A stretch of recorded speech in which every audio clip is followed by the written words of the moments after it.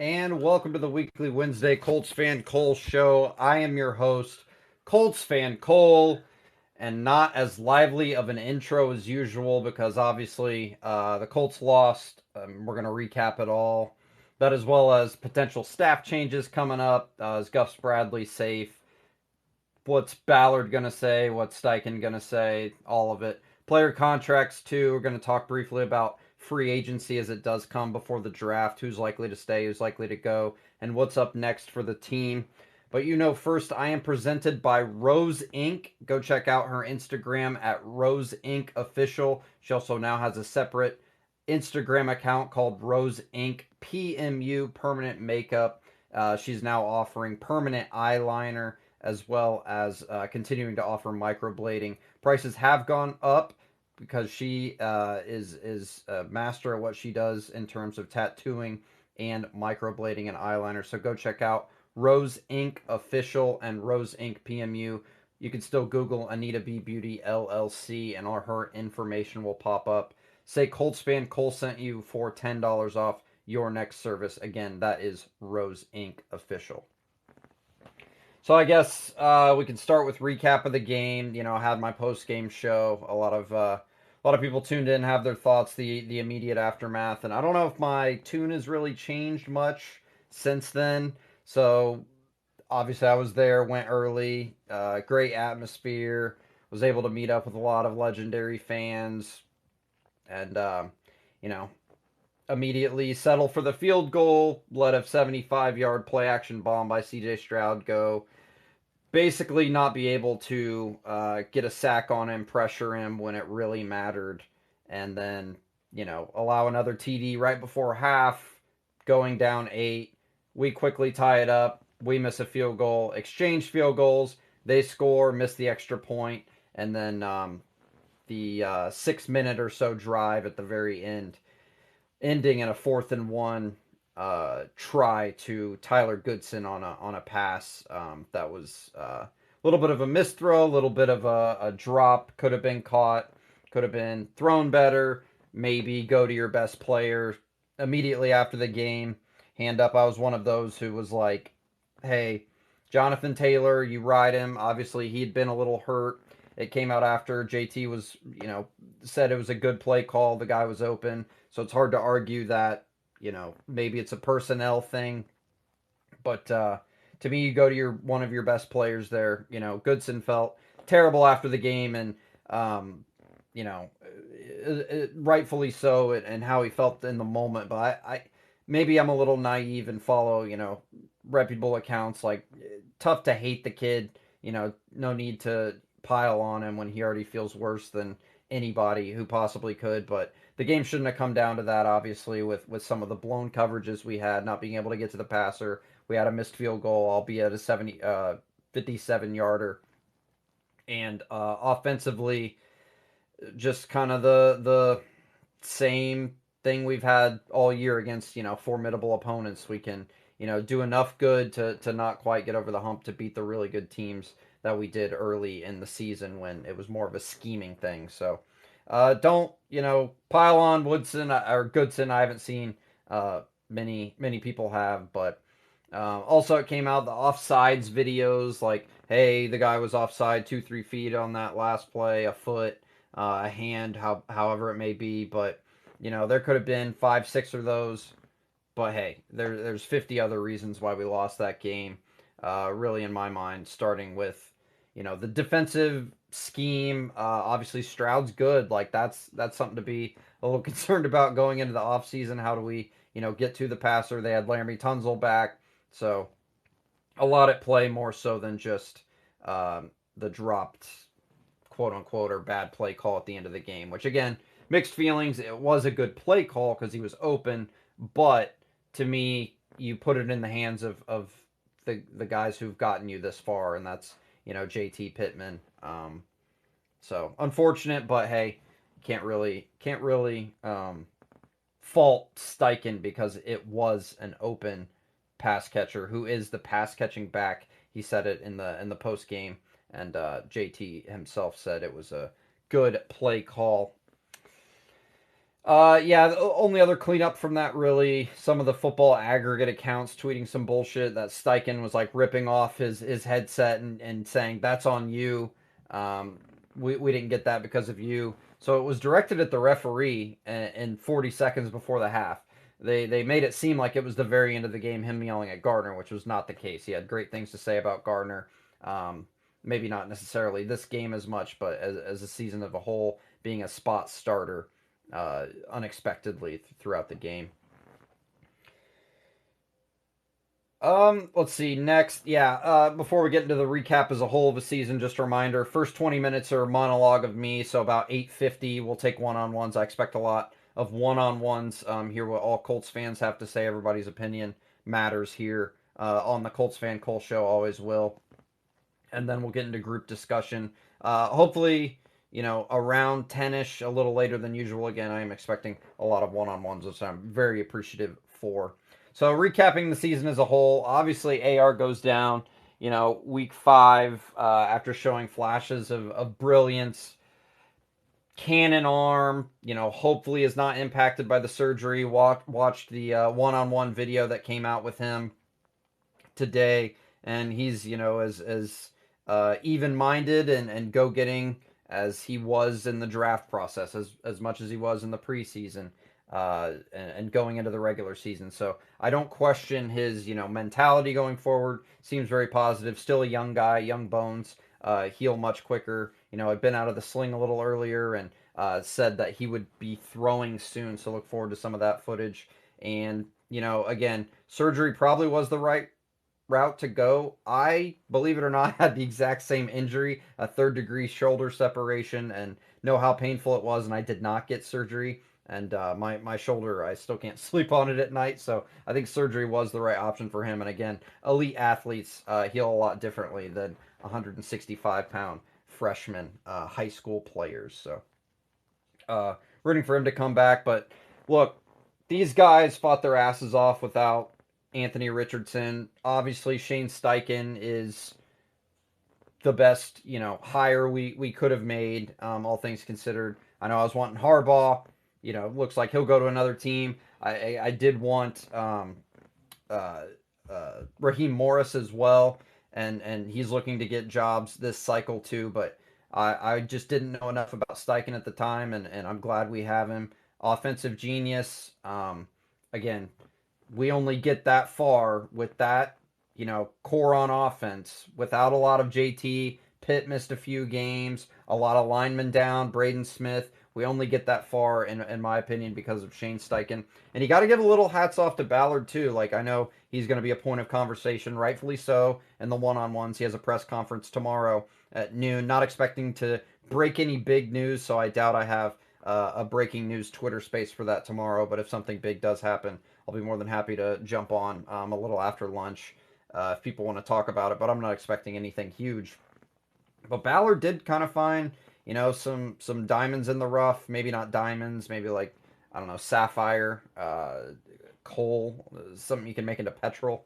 Um, but enough plug and play guys that were on a must need basis. Now, sure, we can argue, and we will, that it didn't have to come down to the point where we're playing, Amir Speed at corner, Tony Brown at corner. But I think all things considered, with your franchise quarterback going down, who did show promise the first 5 weeks of the season, he did a good enough job at spot filling to get us to that 9-win mark. And unfortunately, no more. Come down to literally the final play.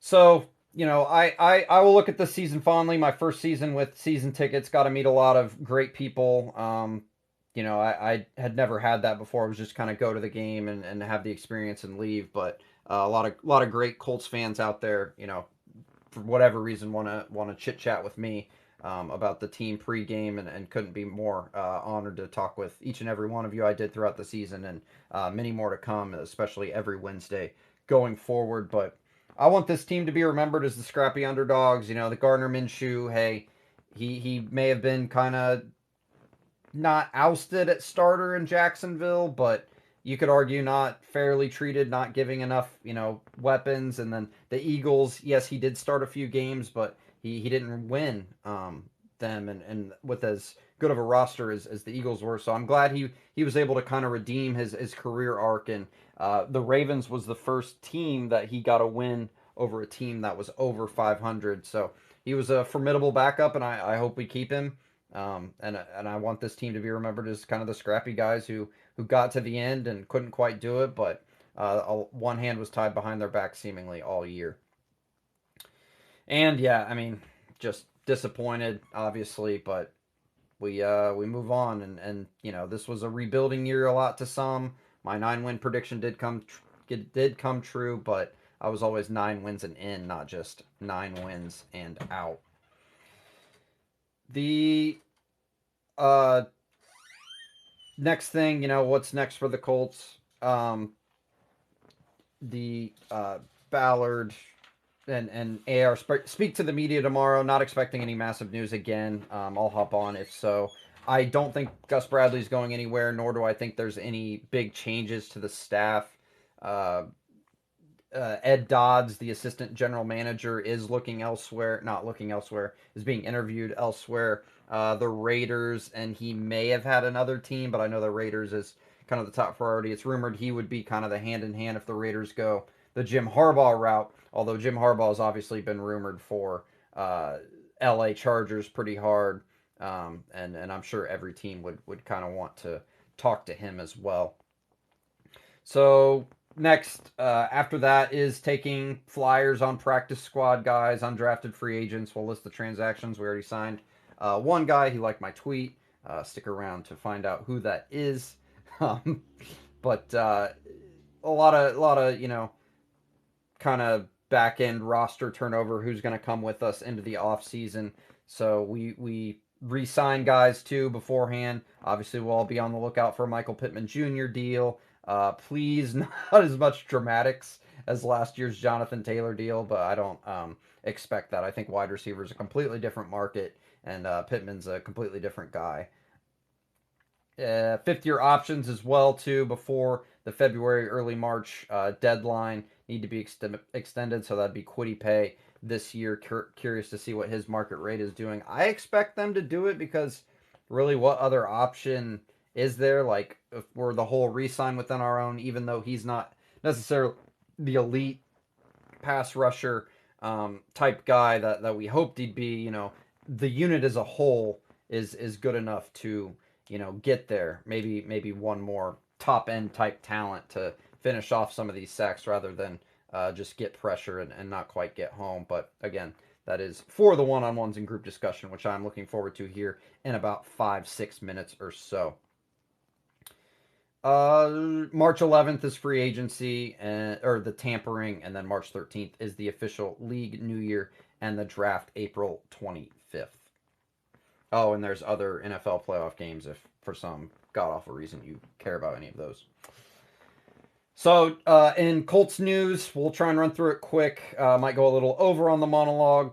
Expect a longer show today. First and foremost, thoughts and prayers to Jim Irsay. Hopefully he's okay. What he means to this city, this franchise, this fan base, the generosity he's shown. He's unable to perform in his Jim Irsay experience show in L.A. So I think a few days before that, he had been admitted to the hospital due to respiratory illness. Wasn't said during the game or before the game, so he hadn't really been seen in 3 weeks from what I gather from the media circles, although he could very well have just been kind of ushered in and out of his owner's box to be there. But hopefully he is okay, and was tweeting as much as 2 days ago. But obviously, older man with a history of smoking and other substances, hoping for the best for him. I'm sure he'll get over it soon, but respiratory illness is no joke, especially in today's day and age. Ryan Kelly's potential retirement pissed him off, so Mike Chappell asked him a question in the in-season locker room talks they had go to each locker, and Ryan Kelly said was flabbergasted where quote unquote that shit gets made up. So love it. Obviously, there've been some some speculation, rumors from Colts insiders about Ryan Kelly's potential consideration of retirement.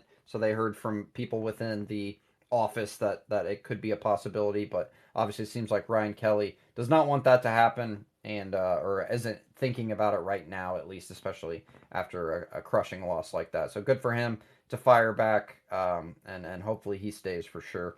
Shane Steichen met with every single player. Incredible. He's great. All 53 guys, all guys on IR, all guys on the practice squad. So getting their input with the season, hopefully give some pointers about what they can do better, what to think, in the off season, or just, talk and get some closure on this season as a whole, because there's going to be roster turnover. There always is. So love that from our head man. Steve Entman, the first pick defensive tackle out of Washington. He was the 1992 Colts overall first pick. He was the honorary captain for the Washington Huskies in the college football playoff game. So shout out him. Isaiah McKenzie deleted his tweet that he tweeted pretty much hours after the game. So am I free to root for another team now? He deleted the tweet, a little distasteful. I definitely clap back a little bit, but nothing against him. But he's one of those guys. He'll be here a year and he won't come back. So, best of luck to him. Nothing personal. The Country Roads moment was cool in Germany, but I don't know. I get you're pissed at whatever the situation was and want to look forward. Hopefully you can play for the Bills if you really want to this playoff run. I don't care. Cut them right now if that's the case. I don't think it'll happen. But, happy trails, I guess, bro.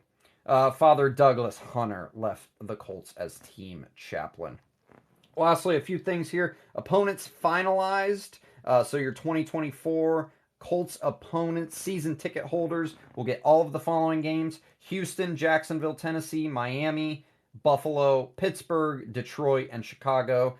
Those are all home games. The away games were finalized late on Sunday as well. That is, of course, still Houston, Jacksonville, Tennessee, New York Jets, Foxborough against the Patriots, New York Giants, Green Bay, Packers, Minnesota Vikings, and Denver Broncos. Hope to go to the Houston and Denver game. Packers may be tough, but I know have a couple connections to some season ticket guys there, so hopefully I'm able to go to that historic venue. Only happens once every 8 years or so. Transactions, like I mentioned, we're taking a lot of flyers on guys, bringing them back in. Key notes of this list: the Marcel Dabo, the German safety, Ethan Furna, he was a wide receiver, I think the last 2 years with us, got some spot playing time on special teams, I think as a wide receiver a handful of times. Arlington Hambright, a guard, jumped up and down on the active roster as well. Xavier Scott, too, the main running back, good pass catcher, is being retained. Daryl Baker Jr. got an extension. Trevor Denbo, a special teams safety. Cameron McGrone, good on special teams. And Sagin Alubi, underrated linebacker for us this year. A handful of others I didn't mention as well, but those are the notable ones. And we waived Tony Brown. Lastly, welcome to the Colts, Kendall Brooks. He liked my tweet. There's your teaser follow-up. The 2023 undrafted free agent safety out of Michigan State was on the preseason roster of the Cardinals. He transferred there from Division II North Greenville University and earned his bachelor's degree in Human Resources and Labor Management. Thank you for liking my tweet. I know we are at 8:50. Just one more list I want to read off to kind of set the tone for one-on-ones. So go ahead and hit that request button if you would like a one-on-one. I'll read this list, draw a Colts card, riff on it, and then get to one-on-ones. So here are the list of Colts free agents. We can kind of set the tone for this to be our conversation or anything. It's your guys' time when you hop on for one-on-ones, and I'm always honored when you guys want to speak to me about all things Colts. Colts free agent list: Grover Stewart, Kenny Moore, Taven Bryan, Gardner Minshew, Rigoberto Sanchez, Michael Pittman Jr., Tyquan Lewis, Isaiah McKenzie, Jake Martin, Julian Blackmon, Zach Moss, Jannard Avery, Juwan Winfrey, Jack Anderson, Henry Black, Danny Pinter, Trevor Denbo, and then I think the last few, Denbo, McGrone, Saguna Luby were all re-signed. So couple decisions to be made there. Let me hop up, grab a Colts card out of the random Colts card bin, riff on it for a second, and we will get to one-on-ones Again, appreciate everybody for joining. The Colts Fan Cole Show will be here every Wednesday at 8:30 and breaking news event through the off season. We have a Philly Mawala card. Philly Mawala rookie card in his USC Trojan jersey. A 3-year starter for USC's dominant defense. Mawala earned a first team Pac 10 choice as he led the Trojans to an NCAA best scoring defense, 9 points allowed per game. He was drafted, I think, in the third or fourth round or so. So shout out Philly Mawala. Hope you're doing well. Let's get to some one-on-ones here. I saw Robert first, and then I see you, Cindiana, Sarah, and Owen. We'll get to everybody here. Robert, thanks for coming on the show. Floor is yours, man. If you want to, take a look back at the season as a whole, take a look forward. Thanks for coming on the My show. man, What do you think of Colts? my man, what a ride it's been. Um, I would, I would probably say we all agree it's been a crazy season, but man, I would not trade this one for the world. I know there were a lot of Colts haters who were begging for us to, draft top three, top five, whatever. And I'm just so thankful the team fought so hard to, give us something to watch that was, fun. It was exciting. And I don't think there was a game besides maybe one or two ass whippings that, I didn't have a great time watching or being at. So, that's really all I wanted to say about the Colts season, man. It was a fantastic time. Got to talk with a lot of new people and meet a lot of new people, as you said, Cole. It is the best city in the world when you come here and talk to the fans and the people and the environment. There is nothing like Indy, and I think that's clear. Yeah, man, that's really all I wanted to say. I really I appreciate you jumping me on here first. I just had something to do with the daughter, so it is really appreciative. I also wanted to say, if you've not already, we have a For the Shoe Colts community being created. I know Colts House is one of the admins and a few others. ColtsFanCole, get your ass in there. Let's grow this thing. Let's talk Colts football, and let's look forward to a fantastic next year, man. AR is about to light this bitch on fire.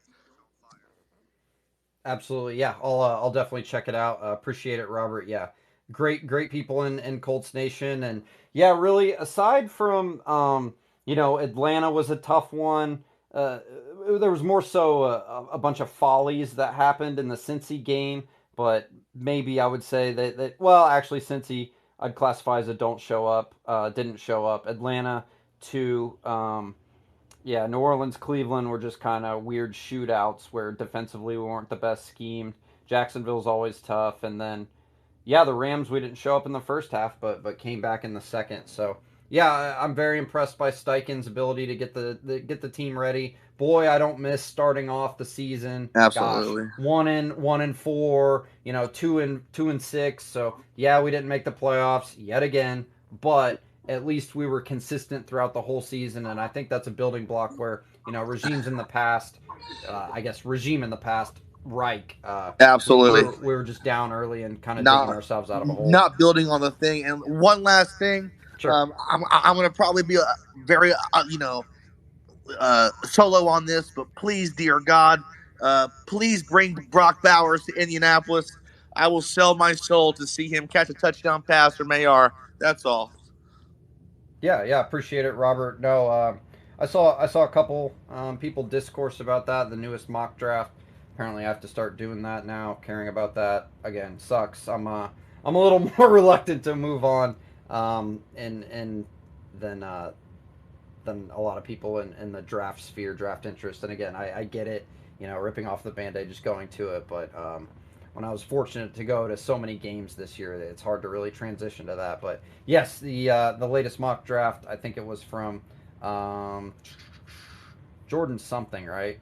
Uh, yeah, Jordan Reed had Brock Bowers at 15 to the Colts. I personally would rather take a wide receiver and edge. Again, people are like he's like the next big guy, but hopefully it'd work out with a tight end. Again, I don't really hate anything we would pick. I'd prefer corner, edge, wide receiver personally to tight end, but I get if he's a freak and you can't pass him up. But that's probably a no for me. Let's get to CJ Colts fan next.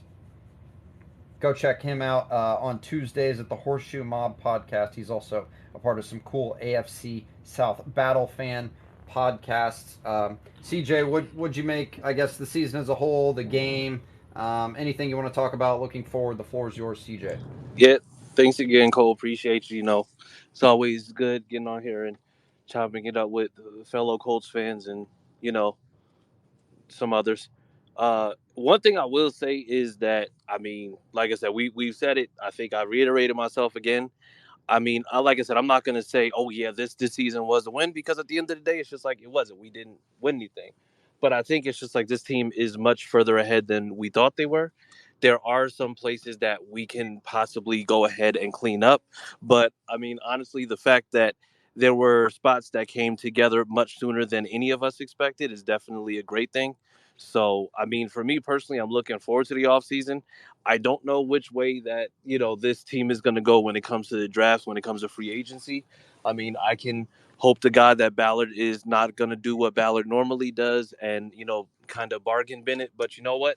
I think hopefully he sees that this team is further along and that we're possibly only a few pieces away from really just getting out there and just really being competitive.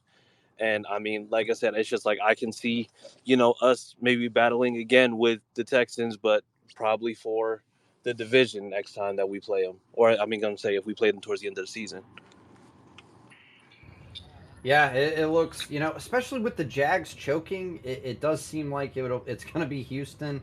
I'm not sure their pick capital, but they always seem to draft, decently well. And with, Ryan's there, I think it just has a different culture, and Stroud can sling it, man. Yeah. Something to be worried about. Honestly, more worried about him than Lawrence. Who would have thought to say that? So the Jags collapsing too is really funny, but yeah, again, trying to just focus on our team and what we can do better. To me, it's all about corners and finishing off some of that pass rush. Yeah. I think Bradley. I know. I think I don't want to misrepresent your take, so I'll just say this and hand the floor to you. I'm more okay keeping Bradley because I think he does more, admin stuff to help Steichen focus more on the offense because he had been a coach in the past, and I'm just kind of numb to the bend but don't break type defense, as annoying as it is. And Ballard likes that kind of conservative play style and free agency and drafting. But I think those are probably the biggest holes going forward. And I'm fine keeping Bradley. It seems like he'll stay around. I guess I'm on the opposite because of the fact that we've had 2 years of Gus Bradley, and I don't like how polar opposite this defense can be. We've seen that if just like if teams are smart enough to adjust their offense to make sure that they're just hitting us low on screens or basically just like into the flats with decent blocking, then you're going to be able to just kind of get away. Like I get it, I understand, and I think like I said before, I'll say it again. Cornerback, wide receiver, edge is definitely the three spots that we absolutely need to go. I mean, I would prefer possibly if we go first round, definitely go first round either wide receiver or edge, and then maybe go like cornerback in the second round. But I think even seeing the way that this team has kind of broken down, especially with the yardage, we know exactly what we're going to be expecting when it comes to the passing, especially in division. Like we're gonna get shredded if they don't make changes, especially with Gus Bradley's very predictable cover three. Yeah, and it could be a scheme thing too. Maybe Steichen put something in his ear, but I just don't see it happening, unfortunately. And you're right, especially with the blitzing, the pressure, maybe getting a different corner. Bradley's very fickle about who he trusts. Obviously, we all remember the Face and Rogers debate, and then Juju being a healthy scratch at the begin, seemingly healthy scratch. We don't know the full story on that. Beginning of the year. So that's why, yeah, I'd agree with you there. Taking a corner early could be good, but I think giving him another tool and still playing that style is beneficial enough to me. But again, I'm not really married to the idea. I just think it's going to happen. Yeah, it's. I guess it's just more so just want to make sure that we're like shore up both sides of the ball, because it's like you see what the team can possibly be. I think AR coming back healthy, and then get grabbing some extra pieces, and then just designing that offense around, like I said, RPO game, like a lot of what we were expecting will definitely be a thing. But also on defense, it's like, just having that defense that will be able to make sure that they're getting stops when we need them. Because like I said, we don't need to go into games being beat with plays like what the Falcons and Bengals hit us with, because that was just absolutely absurd. And then even what we had to deal with towards the end of the season, like, losing Blackman was obviously a very, very big deal. And yeah, I'm overriding Thomas too. So I mean, that's all for me. So yes, just thank you for Sure. having me up. Yeah, as always, CJ Colts fan. Hope to get you back for a group discussion again. Go check out the Horseshoe Mob podcast by him. Up next, I think. Oh, they may have dropped. Let's. Oh, back on. Okay. Next in the queue was Cindiana Sports. Thanks for hopping back on, Cindiana Sports. Always appreciate your takes. What'd you make? I guess season as a whole, ending of the game, thoughts on the future. Floor is yours. This is really an open one-on-one. You can take it a lot of different directions. Thanks for coming back on, Cindiana. Of course, sorry. Sometimes my phone just does some shit and I get kicked out of this, but I'm here. First of all, go Pacers. We're winning. But second of all, I wanted to talk about the season as a whole, but I'm going to address the elephant in the room, which was the last play of the season that sent us out of playoff contention. I think I'm so pissed. I mean, I literally cried when we didn't get that. We were so close. But someone brought up, so I listen to 1075 The Fan on the way to work every day. Someone brought up, and I didn't even realize that we had ran that play earlier in the day. I didn't even realize that. So earlier in the game, we had ran that play and it didn't work. And I mean, correct me if I'm wrong, someone, later on, but apparently that play had been ran. It didn't work. So that changed my thoughts on it. At that point, I was pissed. If you ran it earlier as kind of like a let's see how this goes and it doesn't work, you you don't go back to that, especially in that moment. But I do agree it was schemed correctly because Goodson was open. If it wasn't schemed correctly, he wouldn't have been open. Just a bad pass and the bad person to have out there. Whether you practice it 50 times, I mean, completely different situation than in the building on West 56th Street versus in that moment.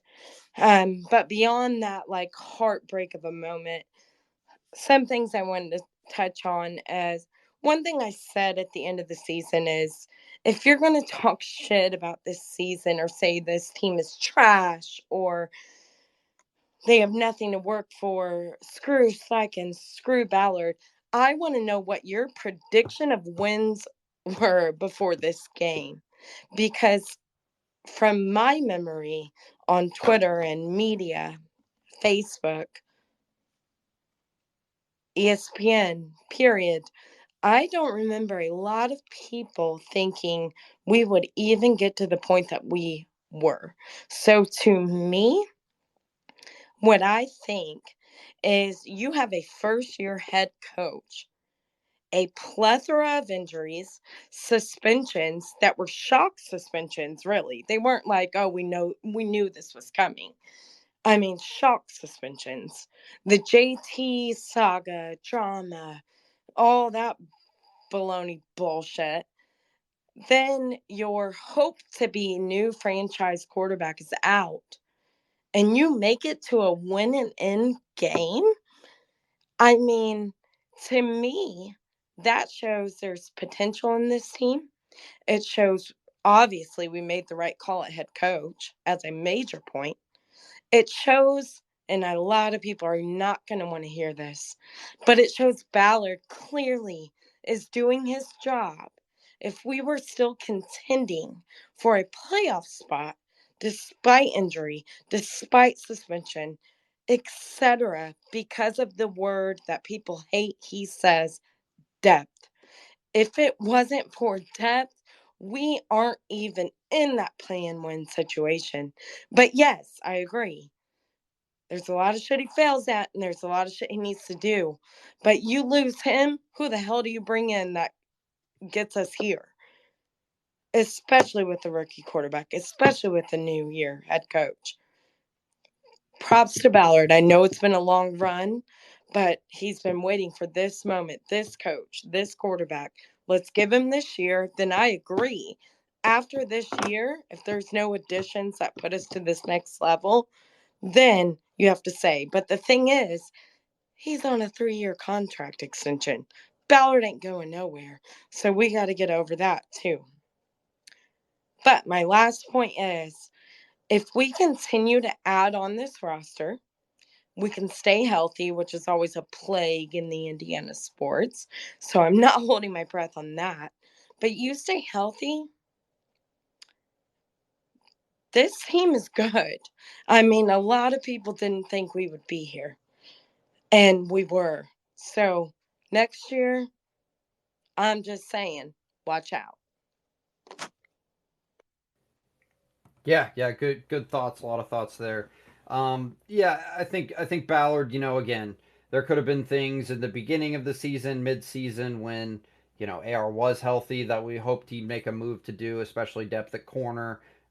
When Juju was kind of not either developing or maybe injured, and then obviously Flowers went down. Gosh, was that week 1? And then kind of Baker and Tony Brown getting cooked a few of those games too. But enough spot signings, depth to keep us in it. Like that's all you can kind of ask for when your star quarterback goes down.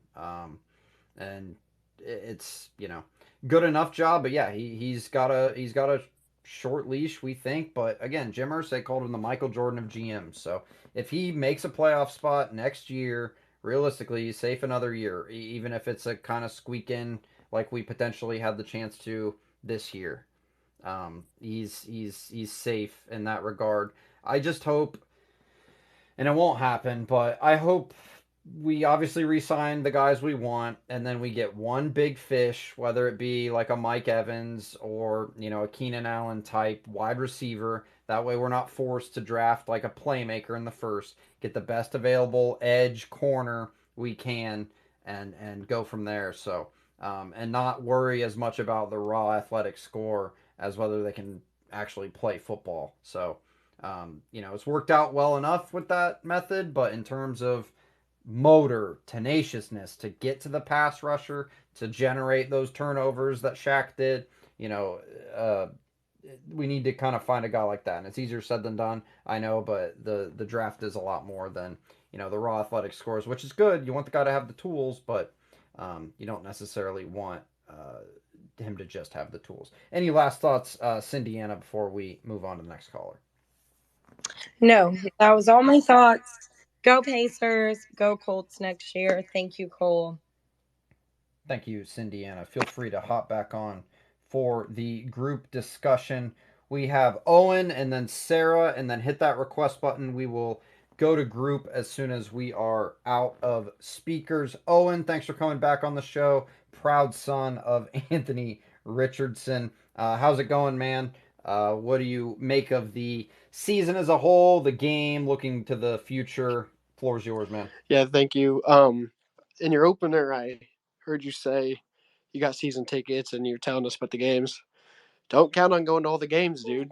I mean, I spent $300 on 3 tickets for the final game. It was complete bogus.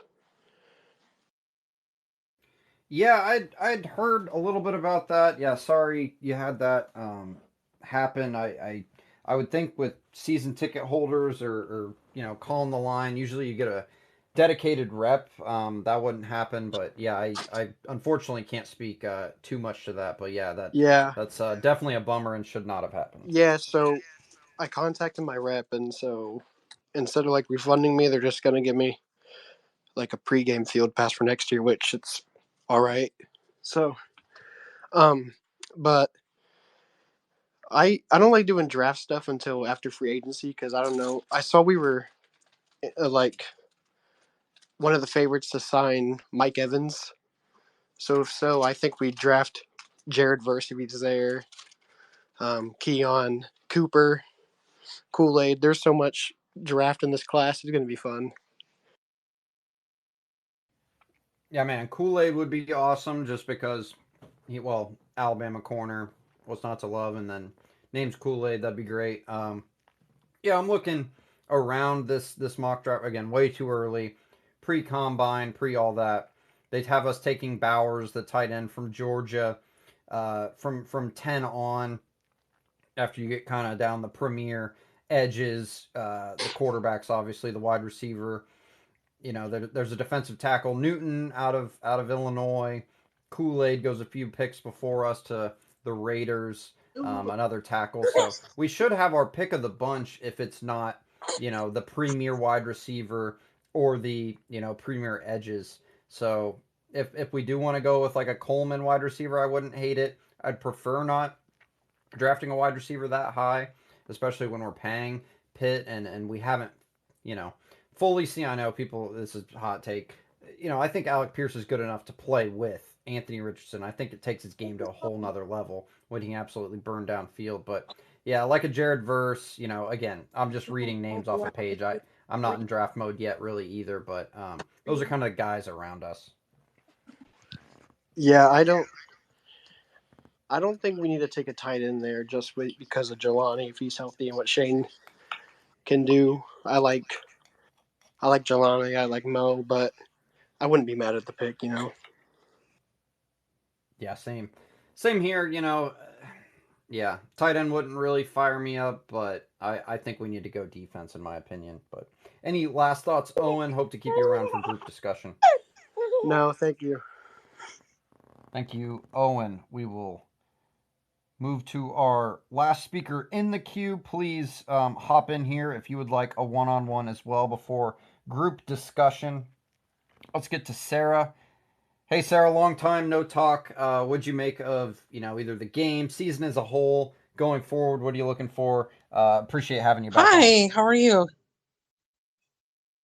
Um, Oh, not too bad. Could be a little bit. Could have won, I'm but quite oh well, we're happy with here. the season. I think we did a really good job. I think we just need to shore up some pieces on, our definitely the secondary, and definitely not definitely another edge rusher for sure. And then maybe a receiver in like the third round, unless we get somebody in free agency. Um, besides re-signing Michael Pittman Jr. I think we need to go maybe get Mike Evans or T. Higgins would be another guy, you can throw in. And then the draft, I'm kind of looking at that Kool-Aid McKinstry, Cooper DeJean, Jared Verse, and then Dallas Turner as well from Alabama, the edge rusher. Like those guys are really good. Or even, like later on in the draft, maybe Sanistrill, from Michigan too, that other corner, he's really good as well. Yeah, all good options. Again, everybody's gonna hype up the draft when we pick our guy. It'll always be the right I guy think at the once we get time. But AR back, I think we'll be fine. And I mean, wouldn't be opposed to Minshew coming back, but I think it would have to be a cheap contract unless we would maybe go pick up Josh Dobbs or somebody like that, in free agency for a backup, or we can always just draft somebody later on. yeah, I'd prefer to keep Gardner. I don't think he'd draw that much money. I could be surprised, I but think anything more than 5 million, no. But anything less than that, I'd prefer the guy who has proven he's a capable backup. please keep Julian Blackman and please keep Kenny Moore and Grover Stewart. I think those three guys need to be retained as well. Agreed. There's not many guys I would like to see leave. Obviously, all comes down to No, money and roster fit, no, but if Green Bay I was would to agree. trade, Zaire, Jair Alexander, I wouldn't be opposed to that either. Right. Yeah. I I'd be a little surprised if we kind of get aggressive in trading, but hey, it worked out for Buckner. But yeah, I just don't see that happening with such a young core. I realistically had the Colts at 6 or 7 wins this year, just realistically, but I think we exceeded expectations, so I was pretty happy about it. Yeah, this past season, you mean? Yeah. You had him at yeah. Okay. Yeah. Again, I said 9, but that was fully expecting Anthony Richardson to play all season. But yeah, I think Steichen is for real. Would have won, probably not would have won Coach of the Year, but should have definitely won it if he did get I us think into the definitely a dance top, he with him and D'Amico Ryans were probably the best hires out of this last, cycle for sure. for sure. And then I think Kevin Stefanski should probably get Coach of the Year too. Unfortunately, with the Browns, he's done with all the injuries that they had to deal with too, and their Yeah. defense. I think he's definitely a top 3 coach though, Steichen. From the Coach of the Year finalist for sure. Yeah, resurrecting Flacco. How about that? Yeah, yeah, exactly. And then D'Amico Ryans, you got to put him up in the Coach of the Year finalist as well. Yeah, for sure. Any more thoughts, Sarah? And we'd love to have you stick around for group discussion. No, no, I think that was it. Thank you for having me on. I appreciate it. Yeah, thanks for coming back on. Hopefully, many more times Oh, this for off sure. season. Thank you very much, Sarah. Let's get to Undisputed next. We got Undisputed back on the show. Undisputed, how's it Whoa, going? I don't know who Undisputed is. I've never heard of him. Undispute 3D. Yep, yep, I have a three. We meet again, Cole. How you doing, buddy? Oh, I mean, the loss obviously sucks. I, you know, I think we could have won that game, but not having the starting quarterback, C.J. Stroud, turns out to kind of look for real, which is scary going forward. But trying to fight myself into caring about mock drafts like everybody else Yeah, loves. so that morning I actually had to be driving I was out salting and plowing up by me. Then the next morning I also had to go do the same thing and was at a late Christmas party. And so the next Sunday morning, I get in the salt truck about 5 a.m. and I didn't get to be in the post game show, so I was like, huh, let's go listen to it. And I was concerned for you, buddy. I feel like you needed to take a blood pressure pill like at the beginning of that space. I didn't know if you were going to be all right. But I know you were mad about that final play, but I mean, the guy was wide open, and he is the guy for like I don't know. I mean, I know you said like I don't know if you got to we got to feed Jonathan Taylor more. I mean, Jonathan Taylor had like 35 touches and he was hurt. Um, I mean, I think it was a good play, and the guy was wide open. I mean, and everyone, I hear more people scapegoating Minshew. Um, the pass could have been better, but I mean, it hit the guy in the hands. Like it hit Goodson in the hands. There's no, Yeah, it's 50-50. It's yeah. 50-50. Like, I think I was more mad in the moment for sure uh, that just the season was over and we had ran so effectively on that last drive, and then to take Jonathan Taylor out completely. I think even if he's not the guy, my philosophy is you put the ball in the hands of your best players in the critical situations, whether it's a throw to Pitt. I know Goodson was wide open. He should have caught it. Yes, on paper it was good. Maybe if it's a Naheem Hines, he catches it. yeah, And I'm sure we'll get into personnel, that kind of thing. But I just found it tough, mostly of not having your best player, touch the ball. Either one of them, Pitt or yeah. Taylor. And then I think let's see, what's the other thing you talked about? Man, I had like when I was listening to it, I was driving. I couldn't write stuff down, but I like wanted to go back because You're just invested in my sultry oh my god, tones. I was actually concerned. I was like, Jesus, he is. Yeah, I think curious to talk to you. Season as a whole, obviously weren't expected to do a ton. Oh, that's Can't remember your predictions off the yeah. top. That's what I was Uh, gonna say. Was you had said yeah, go ahead. the one thing that people keep saying is like, I just hate anything because they're just trying to find like no, Ballard is not good. He's trash. We won in spite of him, not because of anything he did. He just completely. I mean, if you can go to all your preseason spaces. Everything I talked about when it came to the secondary, the pass rush. We didn't get pressure in a lot of games. We beat up on bad lines. We didn't have a consistent. Um, we didn't have a very consistent pass. We don't have that game changer. It's all things I talked about all year, and like I said, if I can see it being an issue, then Chris Ballard should see it being an issue. And he didn't do anything after Rodgers got suspended. He didn't do it anything after let's see what was next. Dallas Flowers was the next one to get hurt. He didn't do anything then. He didn't do anything when Darius Rush got released. He didn't do anything when Dallas Flowers got hurt. He didn't do anything when Juju Brents went down. I don't know how many injuries did he have this year. Started off the season injured. I think he had 3 different injuries. I could be wrong. Maybe it's 2, but it's just he blew the season. And when it came to it, and then everyone wants to say, well, we were only supposed to, and you keep saying this, and it's crazy, and it drives me nuts. You're like, we were only supposed to have 3 or 4 with, like, Adam Rank. I do not keep saying that. I do not. I have heard you. I say I predicted 9 wins all along. No. And the only reason I wouldn't have predicted 9 if we would have went with Gardner. I'm not saying that's for you sure. were predicting 3 or 4. I'm saying that you said they said we'd only win 3 or 4 games, and it's like, dude, Vegas had us at 6.5.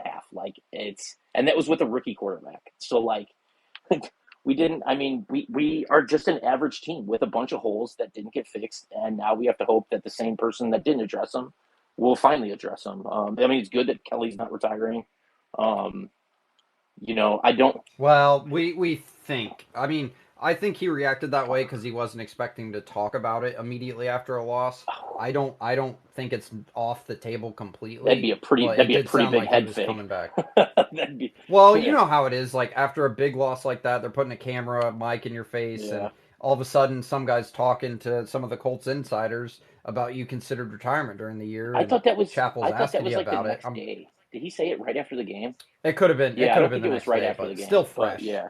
Yeah. But yeah, what else? I don't think I don't know. I don't think you're going to have to give Pittman Jr. a lot of money. I don't think signing a Mike Evans is for one, I don't think we will. And 2, I don't think.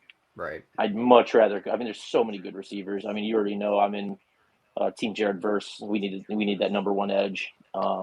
If he's off the board, would you go wide receiver or would you just go best available? I'm of the mindset best available defense no matter what, pretty much. I don't want a tight end. I'm sorry. No, I'm not. Yeah, he's the guy. I don't want a tight end. Dude, it's just like all we keep hearing about is all these tight. I mean, Brock Bowers is obviously he's fucking different. I mean, I'm not saying he's not, but like we have all these tight ends that are supposedly like Jelani Woods and which I like at times throughout the season completely forgot he's on the team. I don't even know what was his original injury that he was hurt? Was hamstring and then hurt a hamstring again that was more severe than the initial hamstring injury. Jeez, I've never seen anyone miss an entire year over just a hand, like not really like didn't have surgery, didn't like I don't know, that's just weird. But yeah, I'd say if Latu is still available, I mean the 2 college football teams with the most pressures in football this year was UCLA and Florida State.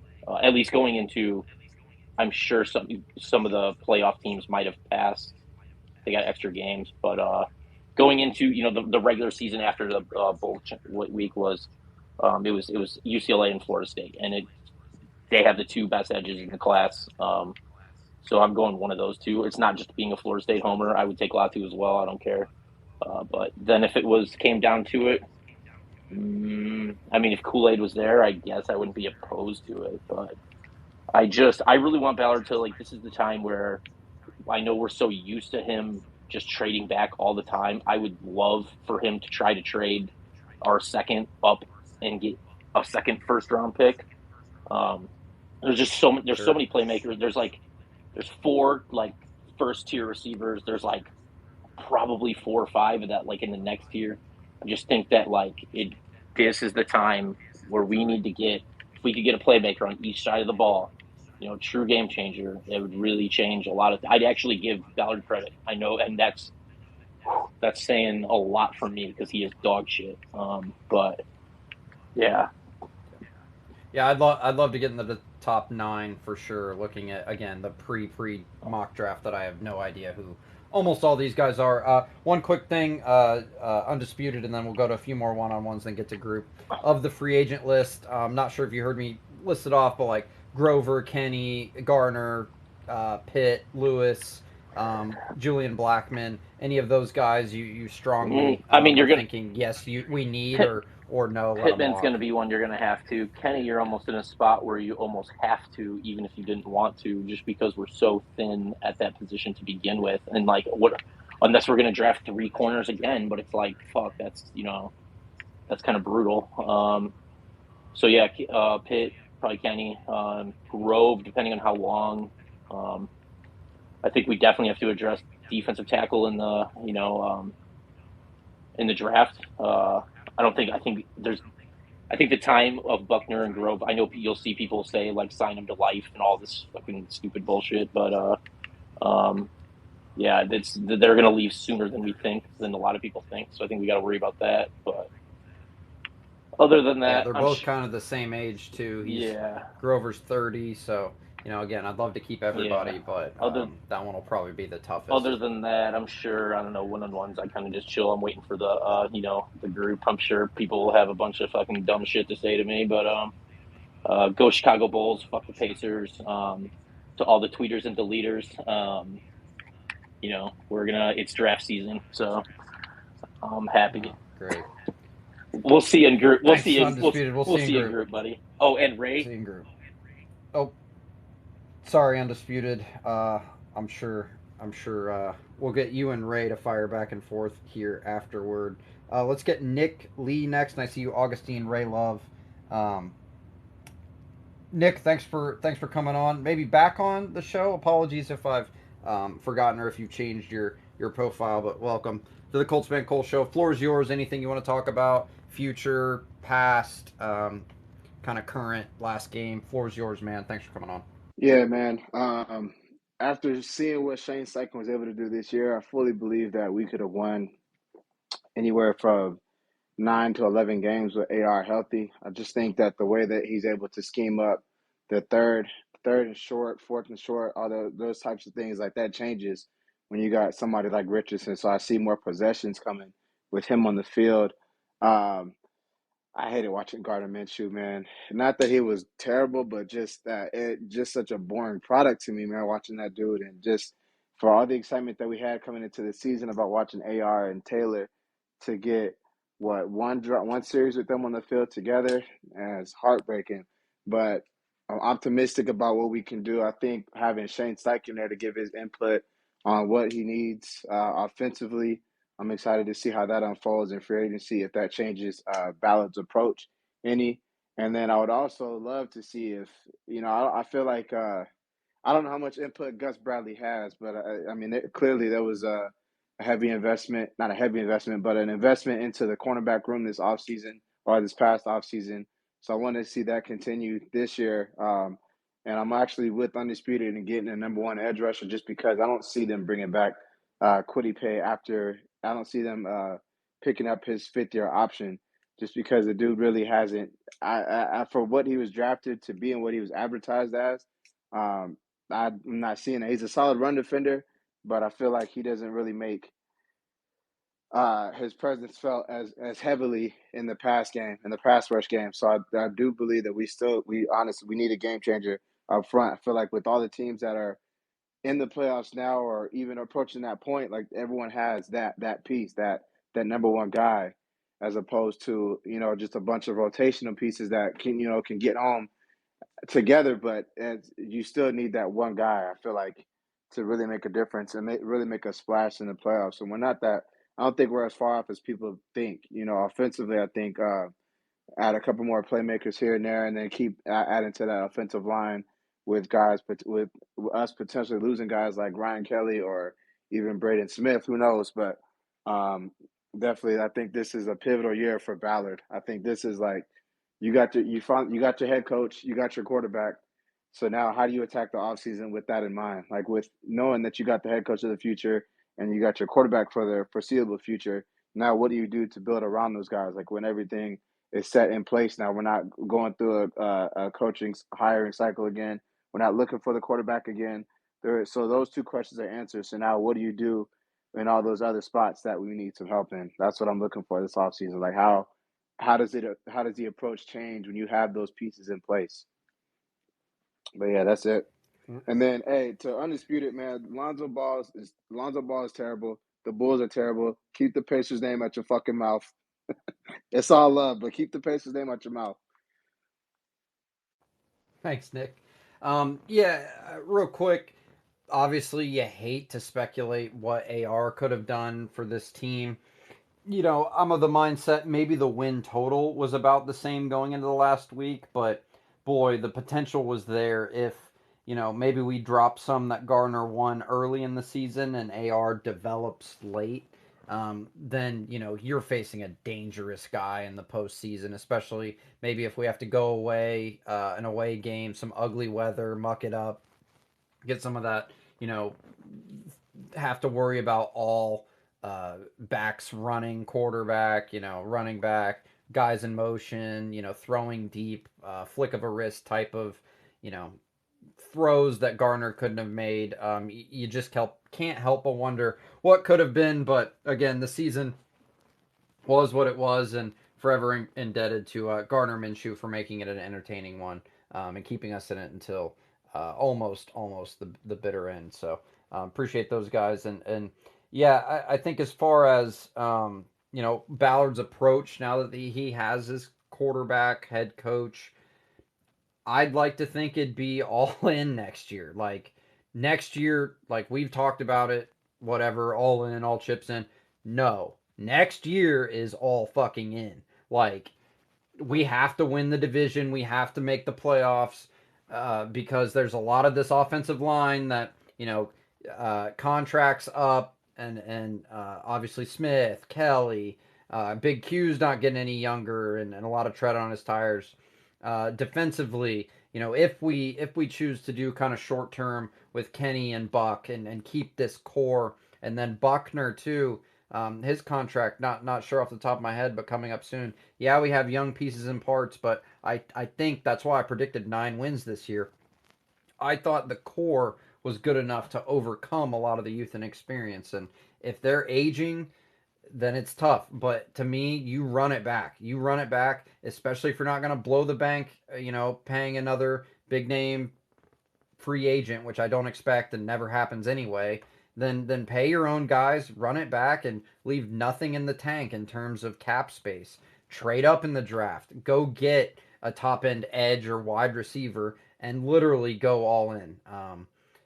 Next year is the year for so many reasons.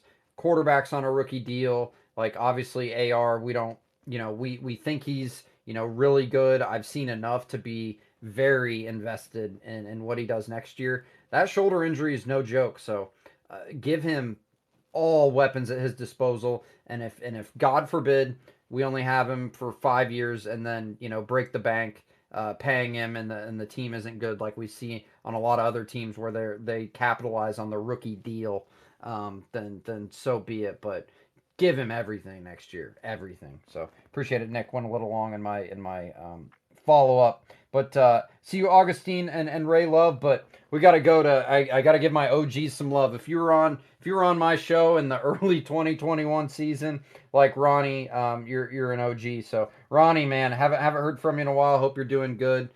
Met him in person at the Dallas Cowboys Colts game too a few seasons ago. So it's an honor to have you back on the show, man. How you been? Go ahead and hit the unmute button in the bottom left, Ronnie. I've been awesome, man. How about yourself? Good, man. Good. Could have won that one, but hey, we're on a draft off season talk for the long off season ahead. So I guess a little better maybe. I don't know. I'm telling myself that. Oh yeah, that's how I feel, man. I got promoted at work this year, so I had to watch a lot of the Congrats. games at work. I work at Buffalo Wild Wings, and it was rough. I watched it at work. Everybody was rooting against us, so that was kind of embarrassing. But overall, I mean, I think the season was awesome. I think we grinded it out. We won a lot of games that I feel like we shouldn't have.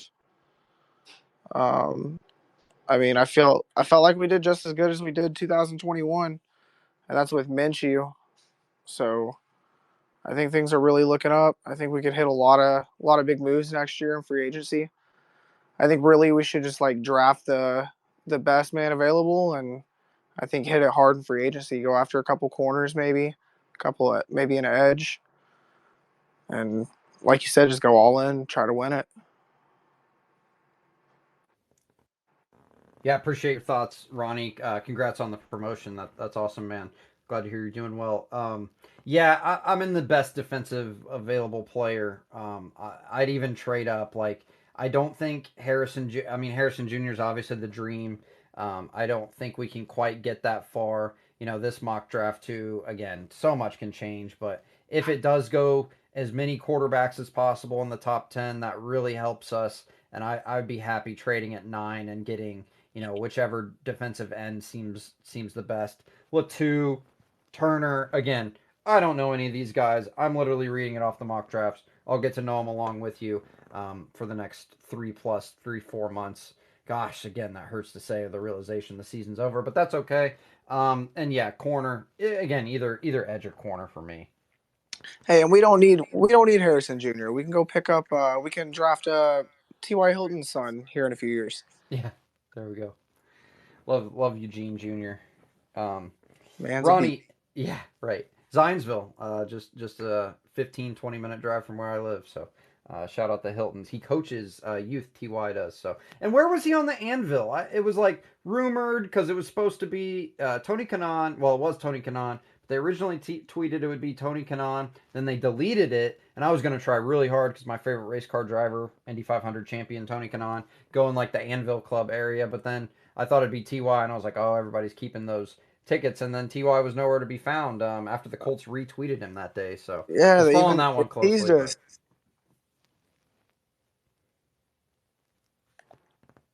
Sorry, one more time, Ronnie. I think we were losing you. Oh, I said they were just teasing us, man. It wasn't fair. Right. Any last thoughts, Ronnie, before we get to the last few callers here and then group discussion? Love to have you stick around for group discussion, Ronnie. Yeah, I'll stick around. No, I think that's all I got for now. Thanks, Ronnie. Really appreciate it there. Let's get to Augustine next. And then Ray Love will kick off group discussion unless we have any more one-on-ones pop up again. Try and give everybody a one-on-one, everybody some equal time. See some stuff in the chat. Look, I do the best. I forget who has beef with you and who said bad things in the past. It's all blur to me. I try and keep it Colts. If you come on my show and be respectful, I'll shut down anybody shitting on each other in the group, discussion part. But I structure my show in a certain way where I try and let everybody give their honest opinion without much judgment until the group discussion, and then try and moderate it from there. So apologies to that, but also not really. I think I do a hell of a job for doing 10 things at once. Augustine, thanks for coming back on, man. Hey Cole, how you doing? Good evening, everybody.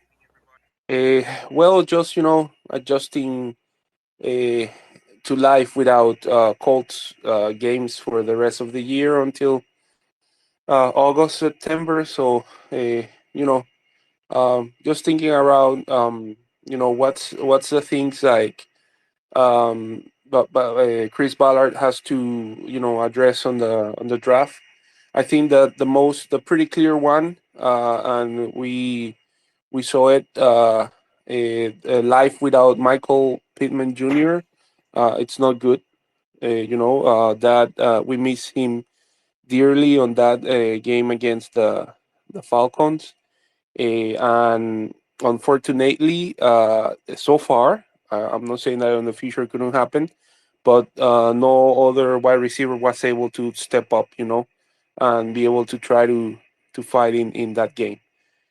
So that's I think one of the glaring needs so far, that if Pittman it's not available, things get like difficult in the passing game. Other thing that I'm noticed now, with cold and clear head, is that uh, even the numbers that the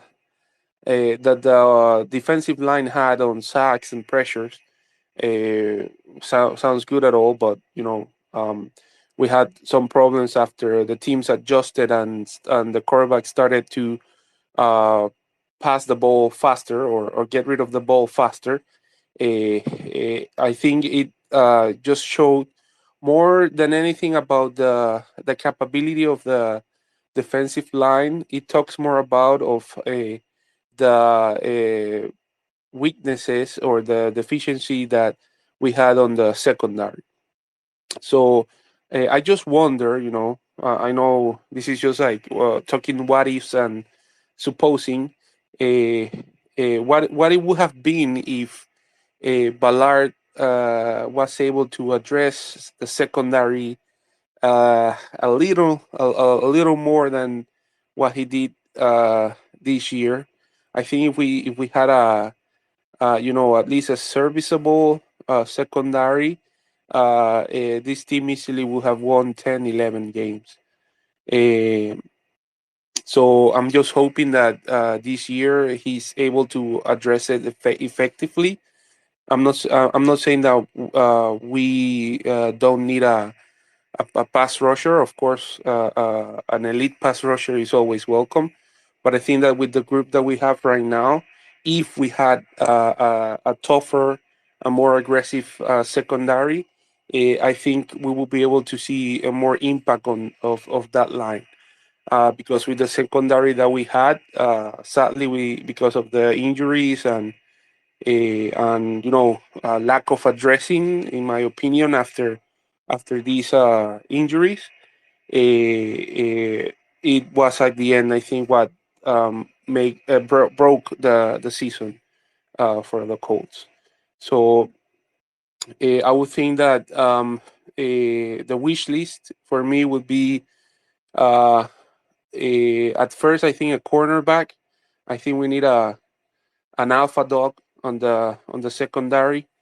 Then I will put a edge, and then I will put like a receiver.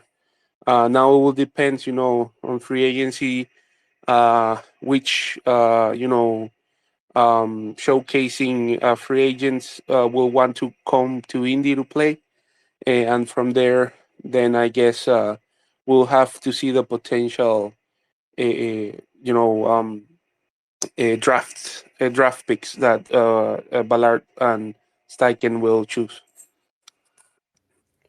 Yeah, I would slightly disagree. Maybe say edge over corner. It's hard though too, like you said, and definitely mid to mid late season. You're probably most right about corners being a liability for us, but it's tough to know what was like a uh, cause from Gus Bradley's scheme.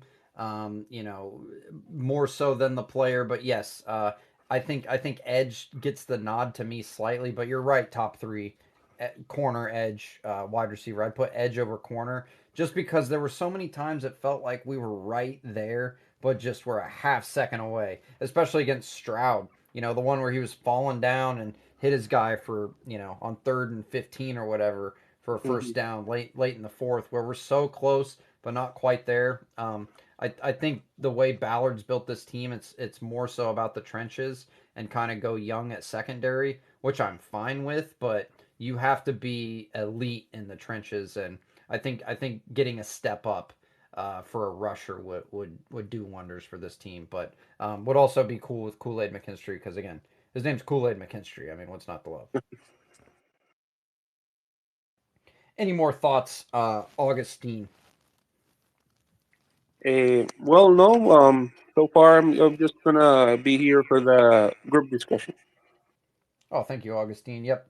Look forward to having you there again. A little long in the one-on-ones, but that's okay. End of season talk here goes a little long. Hope to get to those by 10 or so because we got the great Ray Love up next. Not the result we wanted. We couldn't even find each other pre-game, man. Bummers all around at that game, but hey, future looks bright with the quarterback, and I know you'll be there all next year. We gotta hit each other up this off season, maybe like a draft bar run or something. Ray Love, how are you feeling about the season as a whole? Looking forward, looking back. Floor is yours, man.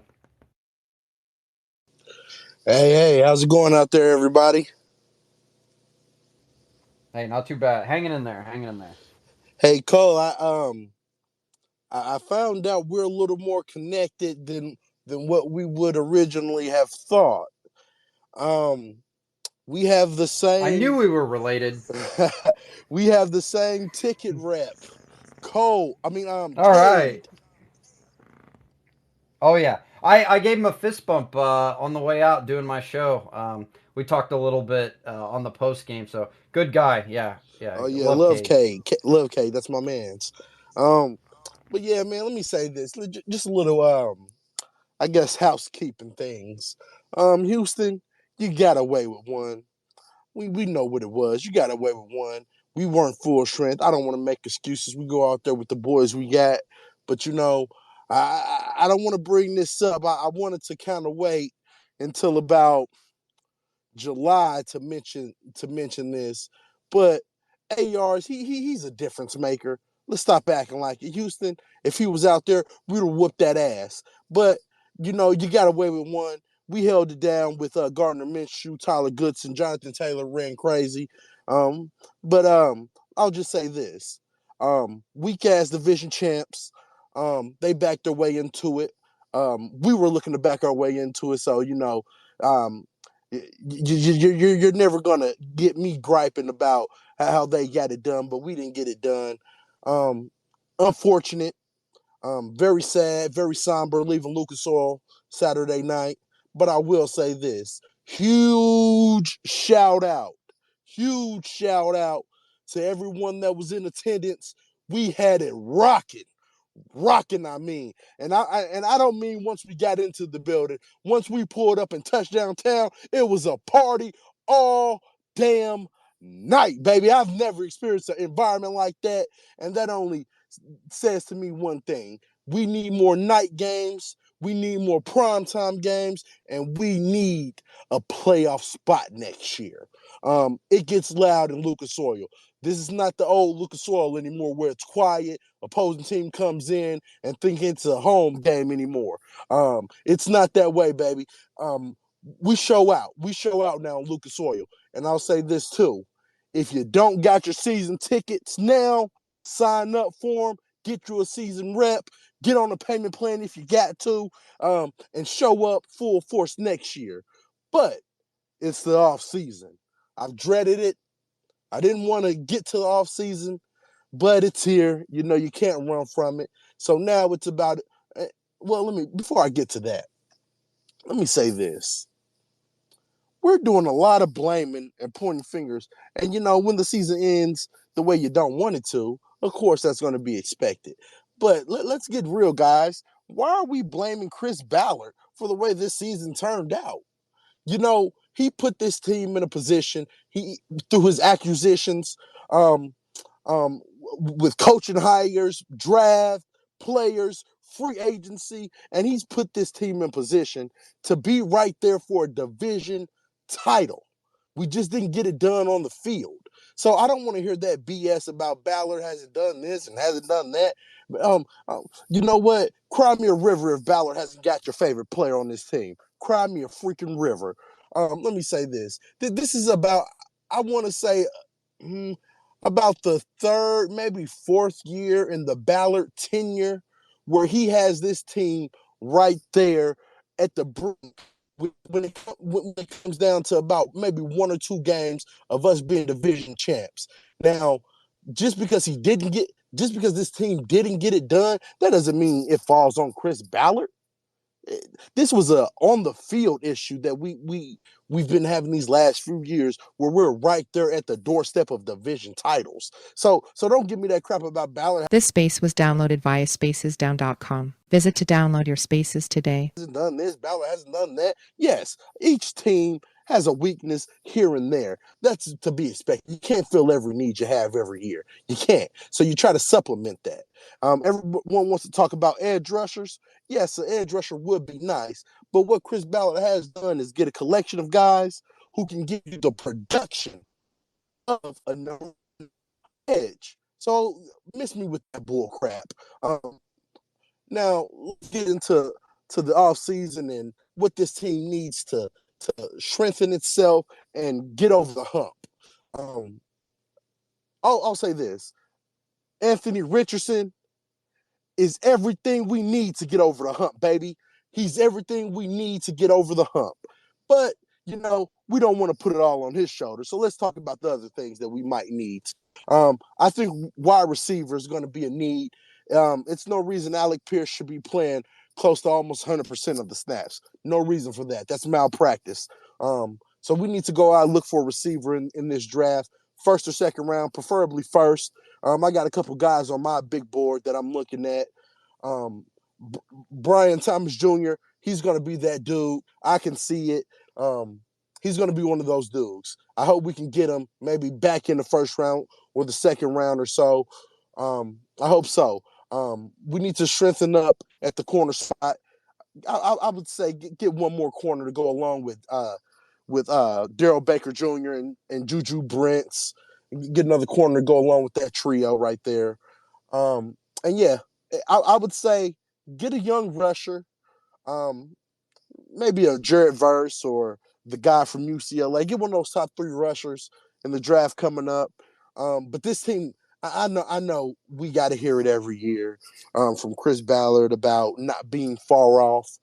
But when you're right there and your season comes down and is defined of being out the playoffs or being division champs by 4th and 1, and we want to sit here and blame the GM, that guys, I just don't understand that logic.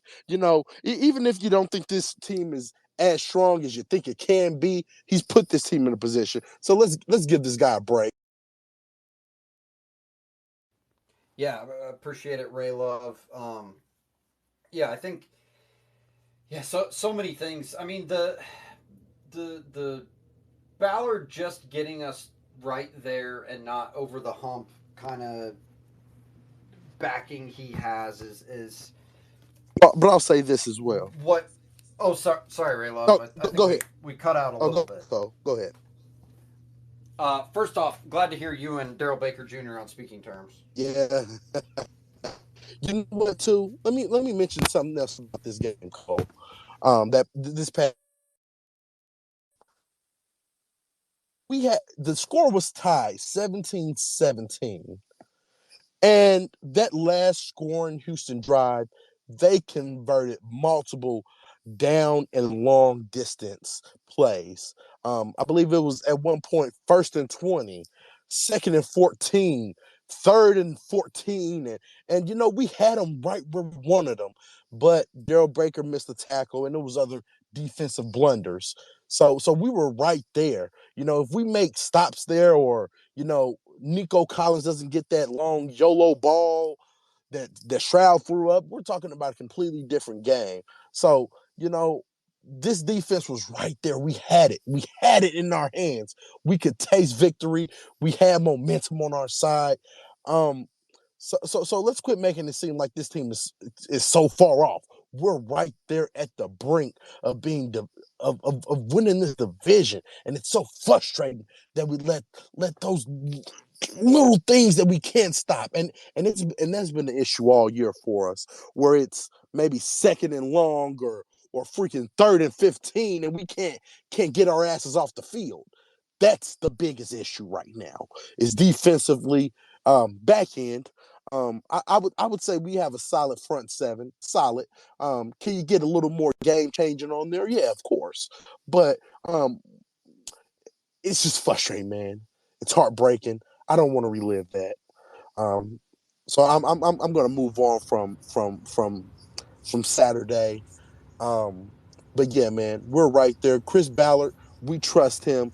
Now this is the year. Like they said, everyone's reiterated. You have your quarterback, you have your head coach. Now it's time to get aggressive and go get those game changers, those 1%ers, those ambient players, those players that are going to keep opposing defensive coordinators up at night saying, how are we going to stop this guy? How are we going to stop 5? How are we going to stop 28? How are we going to stop 11? 1. And so we need to get more of those guys on the offensive side of the ball and defensively as well. I'm proud of the guys, what they've been through this year. Lots of injuries. it seems like, man, every week we had something else popping up. If it wasn't JT and his contract situation, if it wasn't Malky making these subliminal posts and all these things, and that's why you pay Taylor. Although I did chuckle at that once I seen that during the game when Taylor was running roughshod all over Houston. He wants to tweet that out. But yeah, man, I'm excited. Can it be September already? And you know Right. what? Let me say this too. I'm ready for more AR5 content on Colts.com, baby. Mm-hmm. Because I'll tell you this, getting AR content is better than having sex. I'll just be honest with you. For me, I can't speak about everybody else, but for me, seeing that AR content is better than having sex, having oral sex, whatever sex you like. It's way better than that. I'll tell you that right now. But I don't want to go too long. I know it's an overextended show today, but let's kick it off to group and let's get into the meat of it and see how we can make this team better and get our well wishes of what we want and make that Christmas list and send it over there to West 56th Street to hope they listen to it. Let's go, Ray Love. Always appreciate your input there. Yeah, I have so many jokes I could say, but I'll leave that one alone.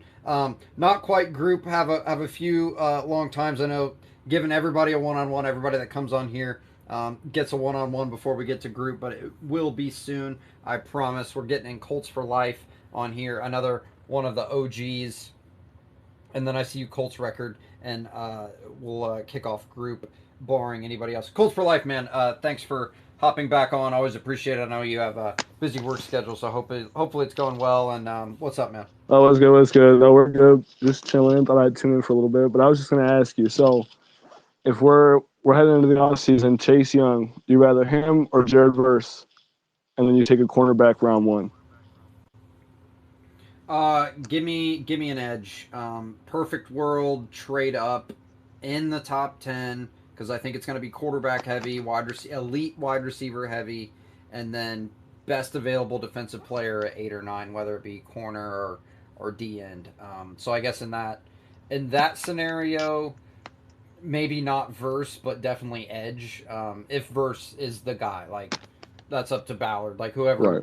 gets picked defensively there. I just want to trade up for once in like the premier pass rusher cornerback slot and get a guy. Chase Young again, good, but worry about his injury, worry about his motivation. Would rather bring in a young guy to kind of mold to this franchise rather than bring in an outsider who's seen other things. How would you go about it, Colts for Life?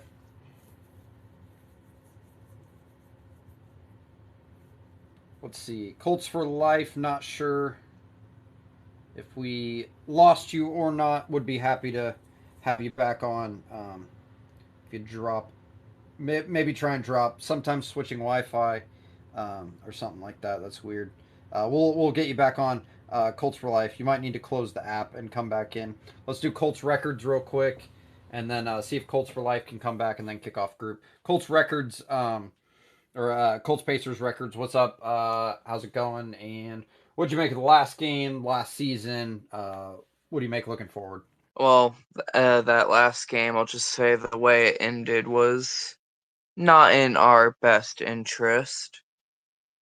Thinking about it, like, yeah, the play call was good, just the execution was not good. But had it actually worked out, it would have been a good play. But no, I've gotten over that game. But yeah, and no one saw us like winning close to 9 games at all, and then to basically almost win the division is good because like what weren't people's like ceilings for us like 6 wins or something, and then like I said at the start of the year the Colts could win 7 to 9 games, and people might have questioned me, but I wasn't wrong at by any means. But so this off season, because like the Colts are so close to actually fighting for the division again, probably me personally, your biggest need is different than mine because I think our biggest need is a cornerback or wide receiver, but those are the team's biggest needs right now. We just need another good wide receiver to pair up with Downs and Pittman, and then we can be a scary good team, maybe, or get another cornerback because our corner room was thin like all of last year because of injuries, which is why our defense wasn't nearly as good as it should have been because the pass rush was doing good, but the corners were not. So, but yeah, me personally, wide receiver and corner are the current biggest needs for the Colts. And one thing I saw, Mike Evans is a free agent, so if Chris Ballard were to try to target someone to sign, we should probably try to sign Mike Evans, try to get him because that would be a really good wide receiver to pair up with Pittman. So Pittman can get less targets and hopefully avoid getting hit in the head, which seems to happen in every game he plays in now. Hey, Pittman only took a few, but hey, it's that was a cheap shot by Pittsburgh, and then yeah, he played through the most recent head hit, so he's not doing bad. But yeah, corner edge are kind of interchangeable for me. I prefer edge just because I think our scheme really is more dictated on how good the defensive front is, so that's why I'd prefer an edge. But yeah, exceeding expectations too has been huge for Ballard. Uh, I think he was safe regardless this year, but him just exceeding even though yes, you could say Steichen's more of a person who caused the wins than Ballard or his backups, plug and play kind of guys. Who hired Steichen? Like Ursay gave Ballard the final thumbs up, like go pick your guy. You just have to interview Jeff Saturday, and we got a great coach in Shane Steichen going forward. So I think yeah, credit where it's due to both of them. But yes, Ballard can help his case a lot by getting a premier edge or corner or defensive stud, turnover generating sack master guy that we really need to take this defense from good to really good, and then wide receiver two would be clutch. I'd rather not address it in the first round. I'd sound like a broken record. That's why I'm not as enthusiastic to talk about the draft. Okay, sorry, mini rant, but we can talk about the draft until it happens and comes and goes, and then argue until the season. Like I was so focused on the season, and people misinterpreted it as me not liking the draft or not liking the process. It's this. It's just spitballing. Like, yeah, maybe a defensive end would be better than a like again. We have to talk about it. I'm happy to talk about it, but that is why I was so upset toward the end of the season because now it's here and gone, and look at the clock, and we have 8 months before our next game. Like a lot can happen in 8 months. You know, hopefully, I don't know, but yes, that is edge. I'd prefer an edge. Thanks, Colts Pacers record. We'll get to you in the uh, one-on-one. So go ahead and hit that request button if you would like to do the one-on-ones. Colts for life. I don't know if you're still in here. We'd love to have you back on. I know we had to miss you, but if you'd like a one-on-one too and haven't talked yet, feel free to hop in. But again, we are going to group discussion now. So hit that request button, and I'll give anybody who hasn't yet spoke their chance to kick us off. Just a reminder, I am presented by Rose Ink Official. Go get your fine line tattoos just a half hour northwest of Indianapolis in Lebanon, Indiana. That is Rose Ink Official. Go find her on Instagram. She'll still pop up if you type in Anita B Beauty LLC, where you can find her website and her other Instagram account that is Rose Ink PMU Permanent Makeup, now offering eyeliner tattooing. So learned it from one of the best, and already showing great work building off her tattoo portfolio as well as microblading for your eyebrows. Say ColtsFanCole sent you for $10 off your next service. Help make ColtsFanCole Christmases that much more special. All right, we will invite everybody on to group discussion, and we will kick it off with Brock as he has not spoken yet. So curious if Brock, you have something to bring to the table first, or I have a few other agenda items I can get us going with. But Brock, you have the floor first, and then we'll kind of do hands method, see how big the group gets. Maybe we can do more free dialogue as we do toward the end of shows. But go ahead, Brock. Thanks for coming back on. Hey guys, as you can probably tell, I'm a little under the weather, so I probably won't talk as much as normal. But yeah, I mean, I can kind of look back and be negative on the season, which I kind of was the couple days after because I was just mad. Like I wanted heads to roll because we should be playing the game on Saturday, and we're not, and I was pissed. But the reality is that we are still heading in the right direction. I think we have our best head coach in years with some quality pieces on this roster. We just need to keep adding more. And with that being said, I'm we all talk about what we should do in the draft, but I think the correct approach is what would we do in free agency first? What do you perceive as the biggest needs? What positions have to be filled with an upgrade in week 1 of next year for us to make the playoffs? That's how you attack free agency. And for me, it's a corner, because if we don't have an upgraded corner going into the beginning of next year, we could really be in a bad spot. So I would go get Jalen Johnson or L'Jarius Sneed. Maybe you go with a cheaper option like the Bills corner, Rasul Douglas, someone like that. And I know we like Jalen Jones, but I remember after the end of the 2022 season and everyone loved Rodney Thomas, and that didn't turn out to be as good. And Jalen Jones might be like a new Rodney Thomas, a nice second string defensive back. But I would love to go sign a stud corner, considering how much number ones went off against us. And those contracts tend to be cheaper than edge rushers and receivers. You know, you could get one for under 20 million a year, most likely. So you sign a corner, and then you go in the draft and attack receiver and edge, which I don't think we wouldn't need a massive upgrade at that position in week 1 next year for us to still be a good team. So that's why I say it's less of a need. And those positions are bigger contracts. So if we get that guy on a rookie deal, it's more like surplus value. So that's how I see it. I wanna sign one of these stud corners, and then we can talk about the draft after that.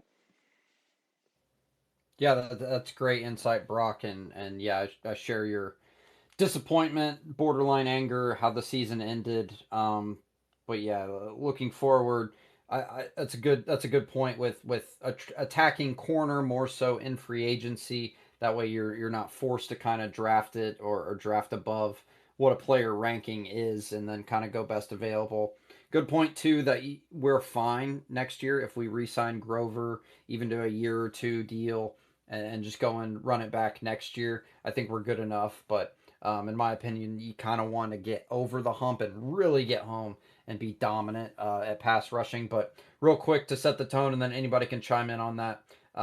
Good insight from Brock. Top corners available in free agency. Again, I'm just reading the list off this page. I don't know who's likely to be re-signed, who's going to get tagged, but Adoree Jackson, Giants, Kendall Fuller, Washington, Stephon Gilmore, Dallas, Michael Davis, Chargers, uh, uh, Aduka, Atlanta, Kenny, Moore, Awuzie, Mosley, Henderson, Lewis, Nelson, Wallace, Nixon, and I only read the list this many to get to Yassine. So that's kind of what we're looking at. Free reign here if anybody wants to chime into addressing corner and free agency. What should we address free agency before the draft? I would love Jalen Johnson, but we all know Chris Ballard won't go spend money like that. He just won't do it. So I won't even get my hopes up.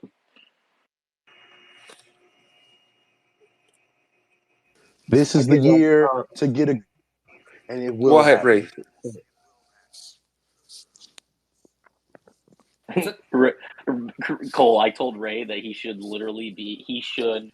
I used to tell you this, Cole, but it's actually Ray. Ray should be on Ballard's PR team for real. 100%. You know why, Undisputed? You don't see the vision. I see it.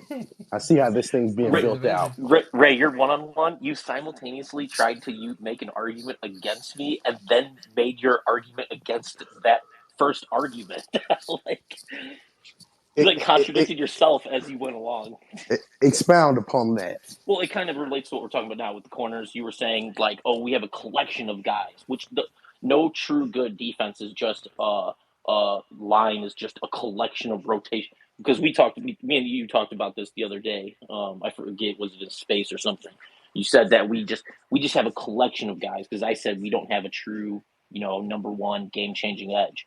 And then you were like, well, it's just these plays that, and then this was in your one on one. You're like, it's just we couldn't get off the field on these third and ones and third and 15s and stuff like that. And it's like, well, we didn't because we don't have that true game changer. We have Buckner and he gets double teamed and then it's like then what? So it's you made an argument against what I say, but then you made your next arguments countered your first arguments.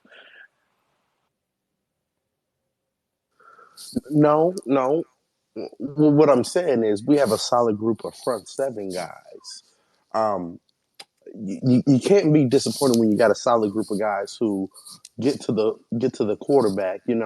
The issue has been always the quarterbacks that we go against, the scheme that we play allows the quarterback to get the ball out quickly and our rushers don't get there. But when they hold the ball, they tend to relatively get there, not consistently, but relatively. Um, but that's why I say, yeah, I can agree with you. We do need maybe a game changer at edge, but not. I wouldn't say we need to overhaul and get rid of Quiddy and get rid of Dio and players like that. Well, I I didn't think say get it's a rid of him. solid group. It's a solid group, but yes, could Quiddy you would take be another great for young depth. rusher? Yeah, yeah. Did But you could did you? you did you say that you agreed with me though? You said that? No, I didn't.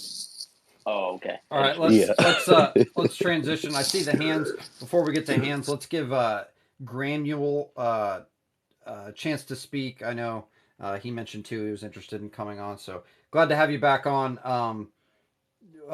Floor's yours. Any topic you want to go with? Allow the new person to the group join the group who hasn't spoke yet on the show today. So Gramule, any thoughts about the season?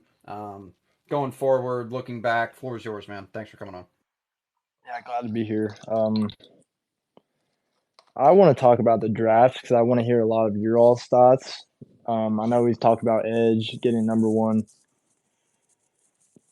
but I would like to get a receiver first round unless Bowers is there at 15. Um, if not that, I think we should get Kool-Aid, get an elite cornerback, and be fine. That's pretty much all I had to say. I want to hear y'all's thoughts on all the draft prospects, etc. Yeah, plenty of time to talk draft. Yeah, I would go edge corner. I'm really hoping we trade Wet the Beak to get to that top 8 kind of category. Agreed. But I could be, unlikely to happen. If it doesn't happen, yeah, maybe like a Kool-Aid or whatever edge is there. I know kind of simultaneous to this top, not simultaneous, adjacent to this topic was the previous discussion about how to attack free agency versus the draft, and that might be a better conversation before we get into the draft itself. It's going to set the tone of what we're looking for free agency. But Gramuel, I'm sure we'll get there. And Augustine's hand was up next, so we'll go with Augustine there. I'm sure he has something related to talk about.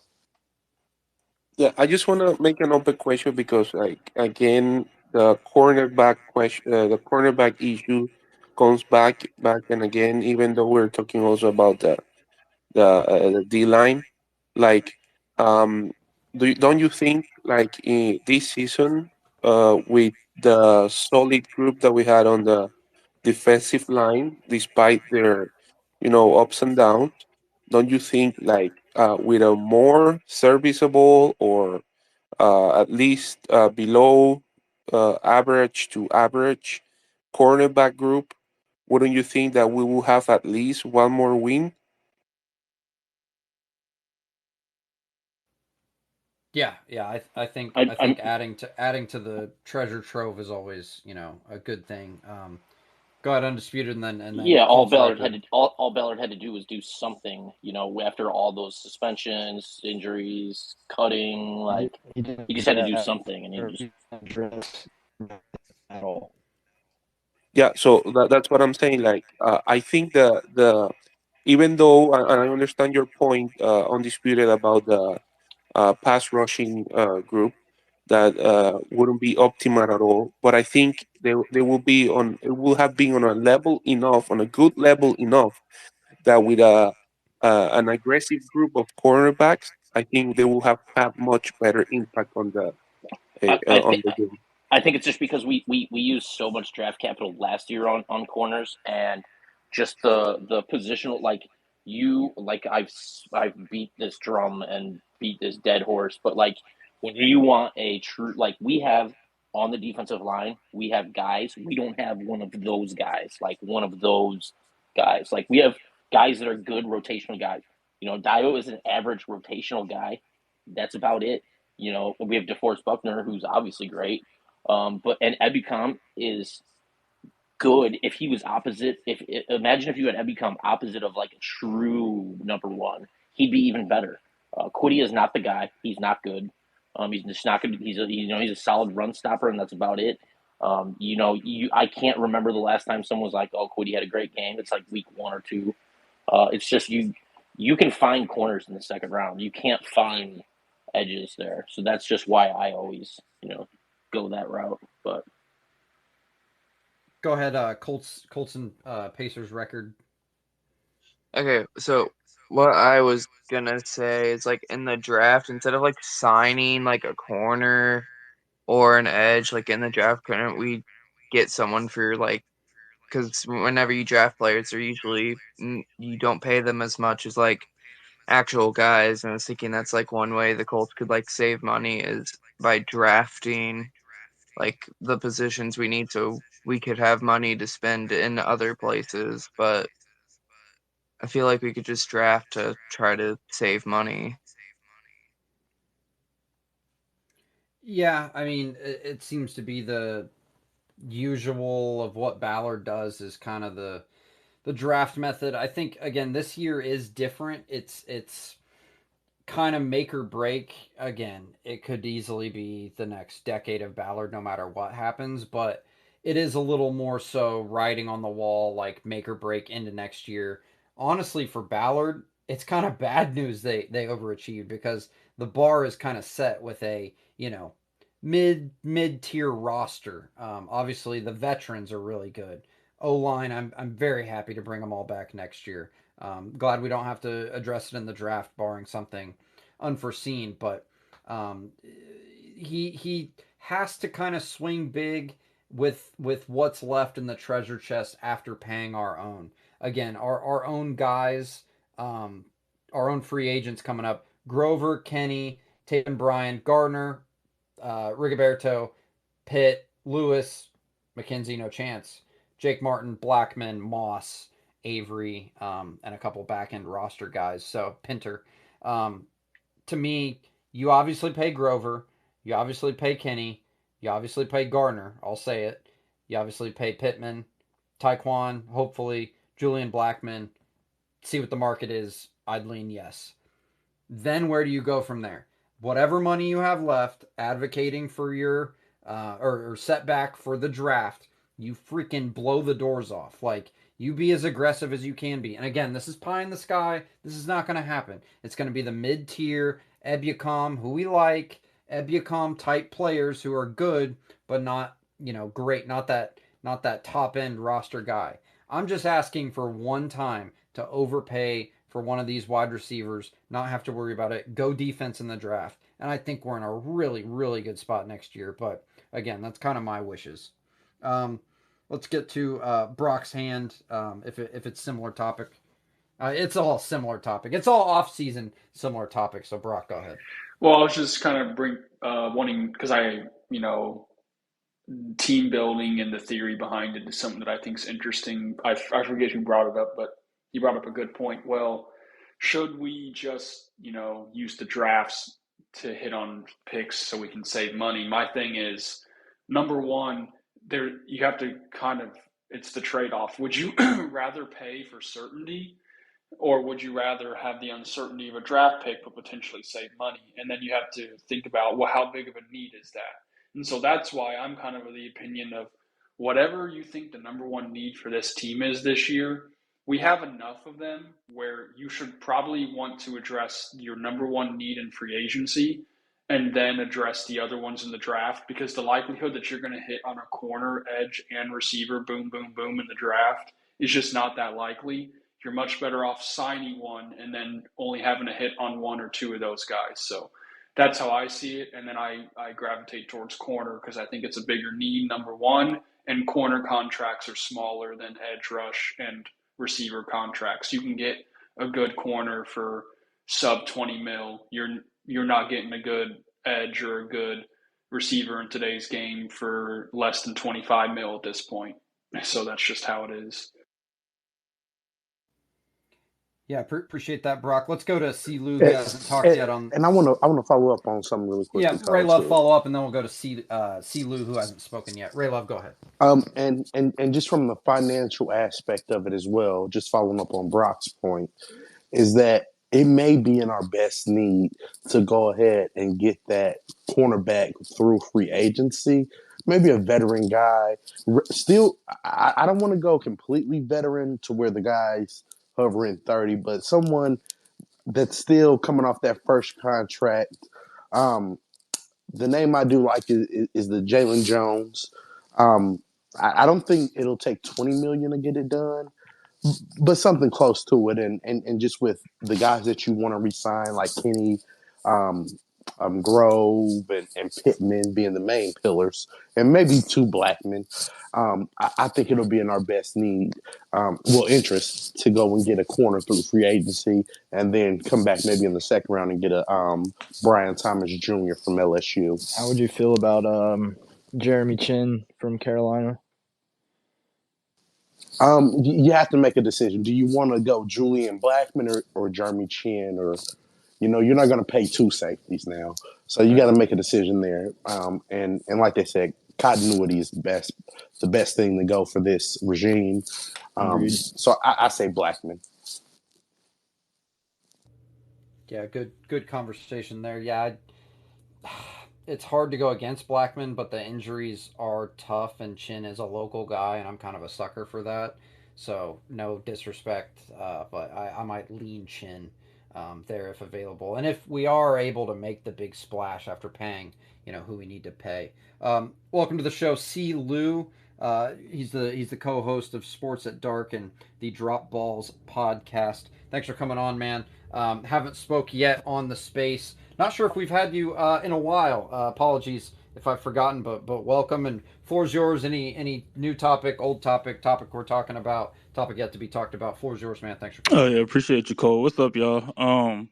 No, I was just coming up here because I agree with Brock as far as like addressing some of our needs in free agency, especially like corner. So like Jalen Johnson, I think is a good one. Really, that's the only corner I would want in free agency. I wouldn't really want anybody else, to be honest. But I was thinking edge too, because one of the things is I'm not really sold on Chris Ballard drafting the edge. While he does a decent job, he does a pretty good job drafting other positions. Edge is one that he just hasn't seemed to get right yet. And I mean, I know this one has some talented edges, so it may be hard for him to get this one wrong. But like I said, he just doesn't have a good history of drafting that edge. Quiddy he's decent, but he's more of a run stopper than he is a pass rusher.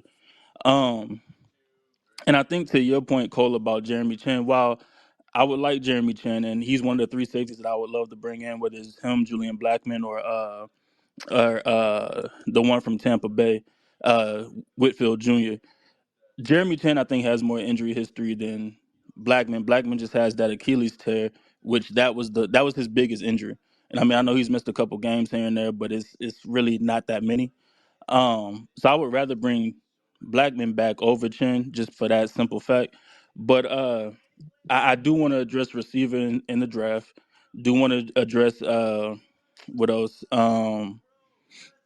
Linebacker. I mean, if Cedric Gray is coming out, that's one of the names I would love to have in our room. He's a good cover linebacker. So when anybody start watching film, Cedric Gray from UNC is one to look at. And also, I think we do need to address maybe offensive guard and center, just for that fact of we don't know how long Kelly is going to be here. And while Will Fries did good last year, we still need some depth at the offensive guard position. And so I would rather get a young guy in there to add that depth behind him. But other than that, I mean, we just gotta. I think this is time for Ballard to go all in and put his stamp on his team, just because you have a rookie quarterback, so you don't have to worry about that contract. You don't have to worry about all these retreat quarterbacks that have like a $20 million plus contract. You have a rookie quarterback contract, and this is the time to really put your stamp on the team as a GM and get and fill up the team with the needs that the needs. Because I mean we are a couple steps away, but we're right there at that door. That if we can just kick in that door, we'll be right back where we need to be at. Yeah, well said, Silu. Yeah, closer than a lot of us thought coming into the season. Even me had a lofty win prediction that did hit, but it's like I didn't expect. The offensive line I did expect to be better, and that be a reason that we were gonna win more games than last year. But they looked very good. Obviously, Smith. We hope his injury bug goes away next year, but they are a year older, so keeping that core intact is huge. Obviously, the defensive line is really good as well, but needs one more step to be at that elite level. And then what do you do on the back end corners? So, yeah, I'd agree too. A receiver would be nice. I personally wouldn't go first round. Um, I can't really even say why. Like, unless it's like a no brainer top end. But I think we can make do with Steichen's scheme enough with what we have, and maybe like a mid tier free agent. Like, I'd love Mike Evans. I'd love Keenan Allen. Like, it's probably not going to happen. But I would love kind of spending at that mid tier level to get Yeah, one, and I and mean, then address I defense. agree with you about like I mean you can because I just did a mock draft where I did verse and then I got a corner in the first round. Like I traded back into the first round and got a corner, but also got verse in the first round too. But I got Jalen Polk in like the second or third round, the receiver out of Washington, out of UW. So I mean there's a lot of talent in this draft at receiver to where you don't necessarily have to take one in the first 2 rounds. You could wait a little bit, and I think we could do that for sure. Yeah, great thoughts. Well, I see some hands, but Owen's I think the only hand. Owen, go ahead. So I was doing some mock drafts earlier, and I was looking at some. Would you guys want um, Nate Wiggins or Kool Aid McKinstry if both were available? I'm no expert, but give me the guy whose name's Kool Aid. Kool Aid. Yeah, I would say Kool-Aid as well, personally. I would say Nate Wiggins. He's kind of popping on me when I turn on his film. The only reason I say something is because he's gonna test well, and he's got good height, arms, and we know how Chris Ballard is with those guys. I do. That does bring up a good point. I know I kind of touched on it, but I am curious people's thoughts. Again, draft. Free agency comes first, and yada yada. But I hope this is a different year. Not different in terms of talent, but drafting like the Colts being the highest raw athletic score team.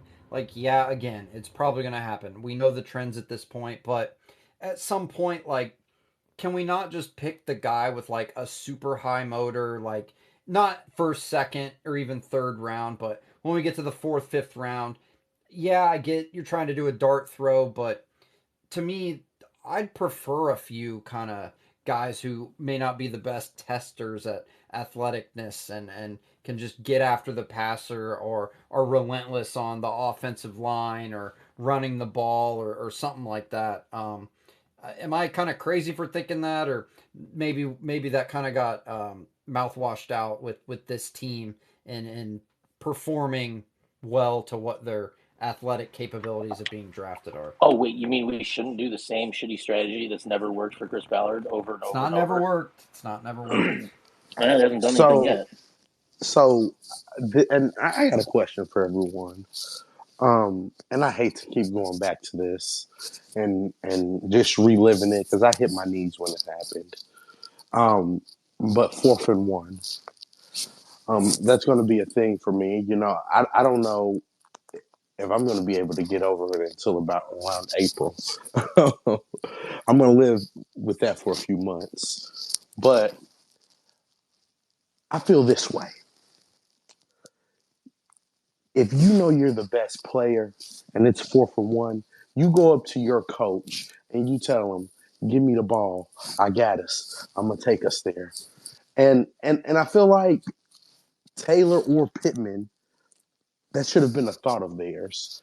I want to hear you guys' thoughts on that because I know coaches call the plays, but sometimes all you need is your best player to tell you, "I got you," and you going to them. So I want to get some thoughts and sentiment on that. Hey, you know who Yeah, would have made it? You know who would have made it happen? Jameis Winston. I don't know if you see what he did. What a leader! Got his guy a touchdown. Man, if you don't get out of here. Hey, he went against his coach. He went against his Yeah, coach on. They only needed 1 yard, and they went and you, got you it. when they were up and 40. you know what, and True He might be leadership, and that's low-key what they teach Patrick down in job and Tallahassee. you know what, next to season. that point, undisputed, to that point, really quickly, undisputed. You're right. He's leader of the second stringers, and that's why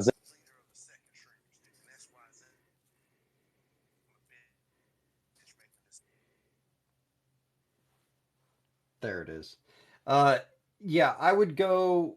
Um, well, so my biggest thing was just taking Taylor off the field. Period. Like, yeah, he could be a decoy. Yeah, he's not your pass catching back. You want all your best players on the field. Like again, love Goodson. Don't love him. I like Goodson. Goodson. I'm cool with Goodson. I tweeted about him. I tweet about every player that comes to the team. Nice enough kid. Sucks some of the stuff that was said about him, but I don't think anything was totally vile that you see from other fan bases. Luckily, again, I could be naive, and believe me, I'm getting beat up in my own comment section about shit I don't fucking see everybody tweet about. But the 4th and 1 was the right play call, but to me, you use your alpha dogs. You use the guys that got you there. You either throw a screen to Pitt. I could live with that. He would get destroyed Steichen in the media throwing that screen to Pitt if it didn't work, but I bet you it would have. Running it with Taylor, zone read option kind of thing. Maybe get Gardner on the outside if they're kind of stuffing the run. Have Gardner get 2-3 yards and get the first down. You put the ball in your best player's hands. Like maybe that's too NBA basketball, college basketball of me, but to me it's a no brainer that you leave your best players on the field in the most critical moment of the game.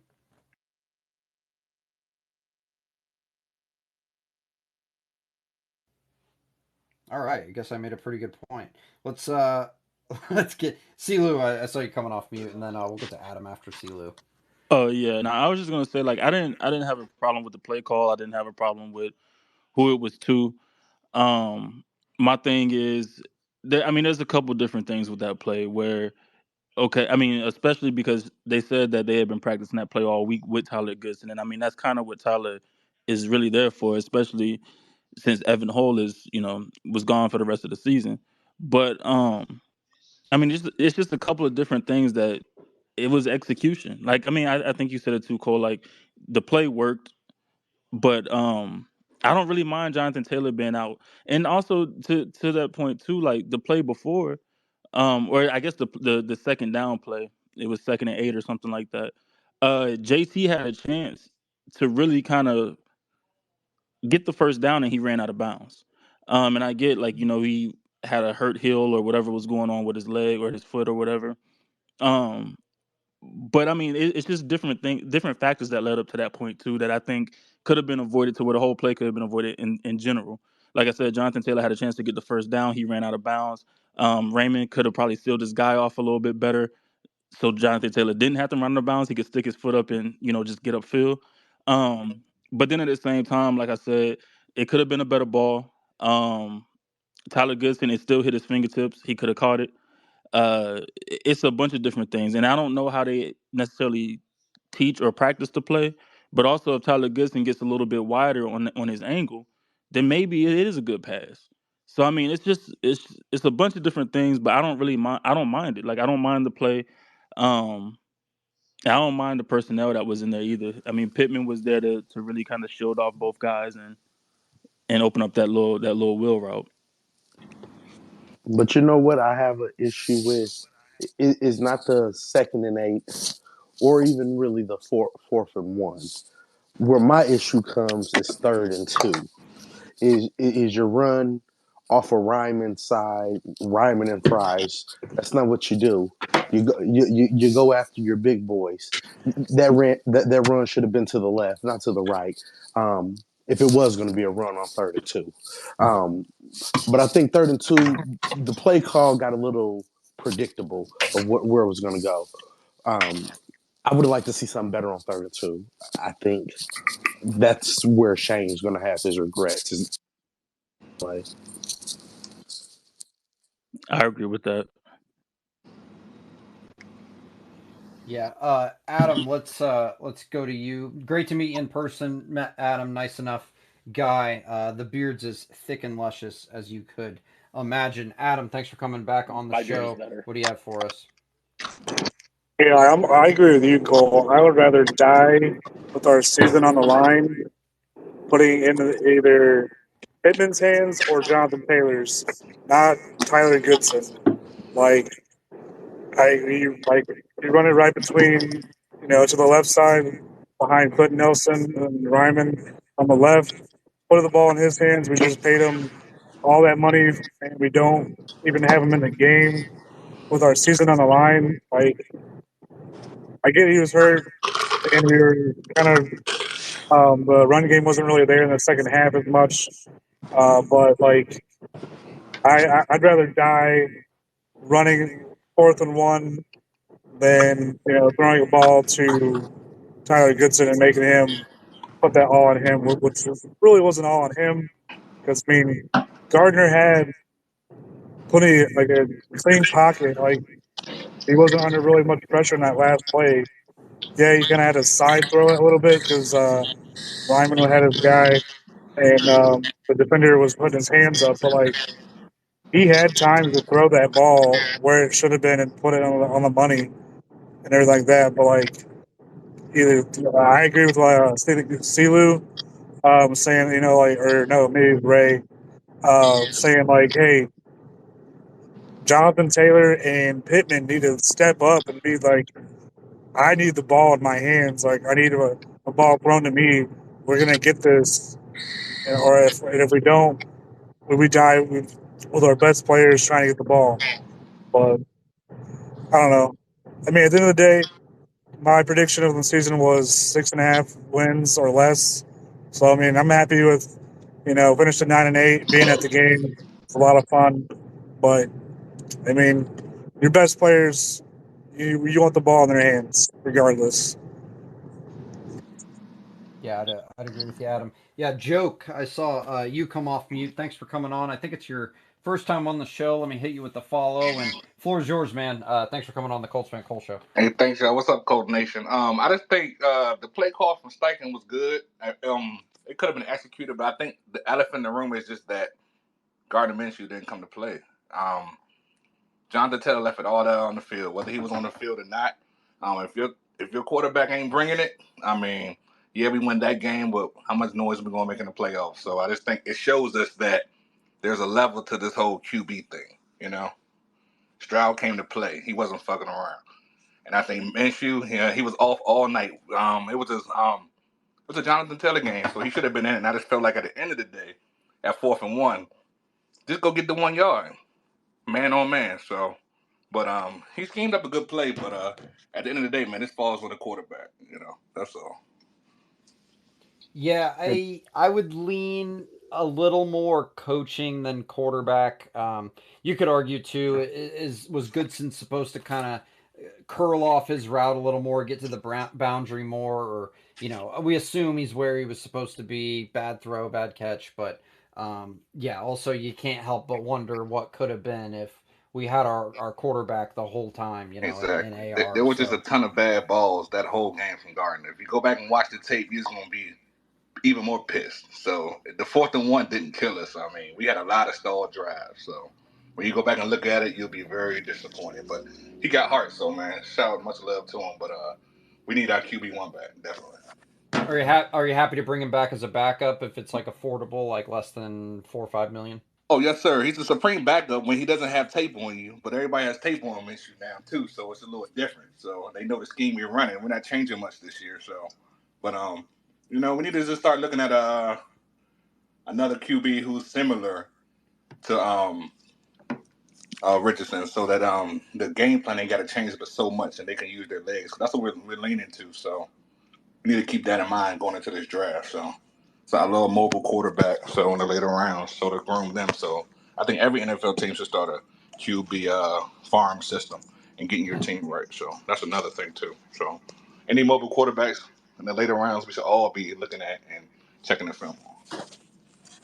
Yeah, good point there. And yeah, I think one or two more. Again, I always tweet Gardner Minshew QB2 for life. I'd love to have him, but mostly because he came in, knew Steichen's offense, was legit friends with Anthony Richardson. They trained together in Florida preseason, so I'd be happy to have him back. But yes, you're right too. If we were able to draft a more mobile quarterback back end, hate to see Sammy E go. Maybe take the Sammy E spot for a year or two, and Exactly. keep that running ability. God forbid, Richardson gets hurt, but I do subscribe, and probably not the best philosophy, but I do subscribe to the theory of the great Tom Moore, offensive coordinator for all of our Colts years, is when QB1 Peyton Manning goes down, we're fucked, and we don't practice fucked. That's why no backup should get any reps. And I was pretty anti Gardner getting reps even in training camp. I really wanted Richardson the whole way, so he didn't have to wait too long. But yeah, I think that's a good point as well. But yeah, we can go. Oh, I see Undisputed has his hand up. Undisputed, go ahead. I would say mid rounds. If Jordan Travis slips, we should grab him because of injury, and he's better than AR anyway. In case you ever need him as a backup, just throwing it out there. The floor is yours, Cole. Yeah, I mean, I don't know what you want me to. I don't know what you want me to do with He said he better. that. We're Welcome, not welcome to about the to do show, that. Joke. It's Joke it's is very new, similar to and your. It's very similar to your name. no. I'm actually serious, but no, I'm throwing that out there. We don't have to stay on that argument. It is a good. Go ahead, Raylo. Talking shit. Okay. Hey, I just wanted to get in here, and I know it's the off season, and now we're gonna focus on more things we do need, and I want to take a second to focus on what we do have and what we can improve with what we do have. I think from year to year you grow all positions from all positions in football, and even coaching. So I think that's something that we have to want and hope to happen with Shane Steichen is that he grows in the aspect of coaching. And and my thing is this with Shane Steichen, and I'm doing an overall big picture look at this whole season and being critical too. And I think Shane needs to know when to stop overthinking things offensively. My issue came in the red zone. You tend to go away from your best players in Pittman. I've always advocated this. Michael Pittman should have more red zone targets. So I think in certain situations, Shane needs to grow and stop overthinking things and trying to outthink the opposing coach and the defensive adjustments and schematic things, and focus on the game and know the feel of it and when you should go with your best players and not just try to just overthink things. And you need to keep it simple and trust in your guys. And I think that's a big area where Shane needs to grow.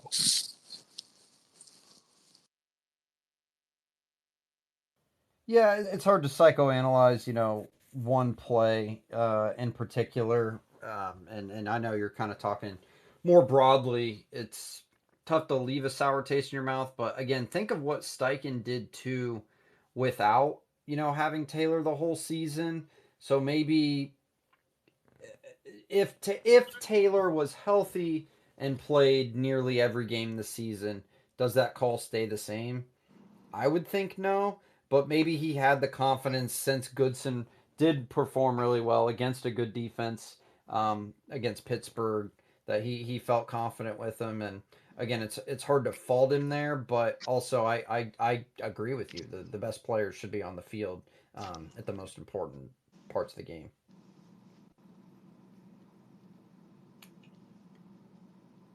Let's see. Any hands or any more topics? We'll probably go for about 15 more minutes here, and call I it had a, seem to be the group I had a dwindling. quick Adam, go question. ahead.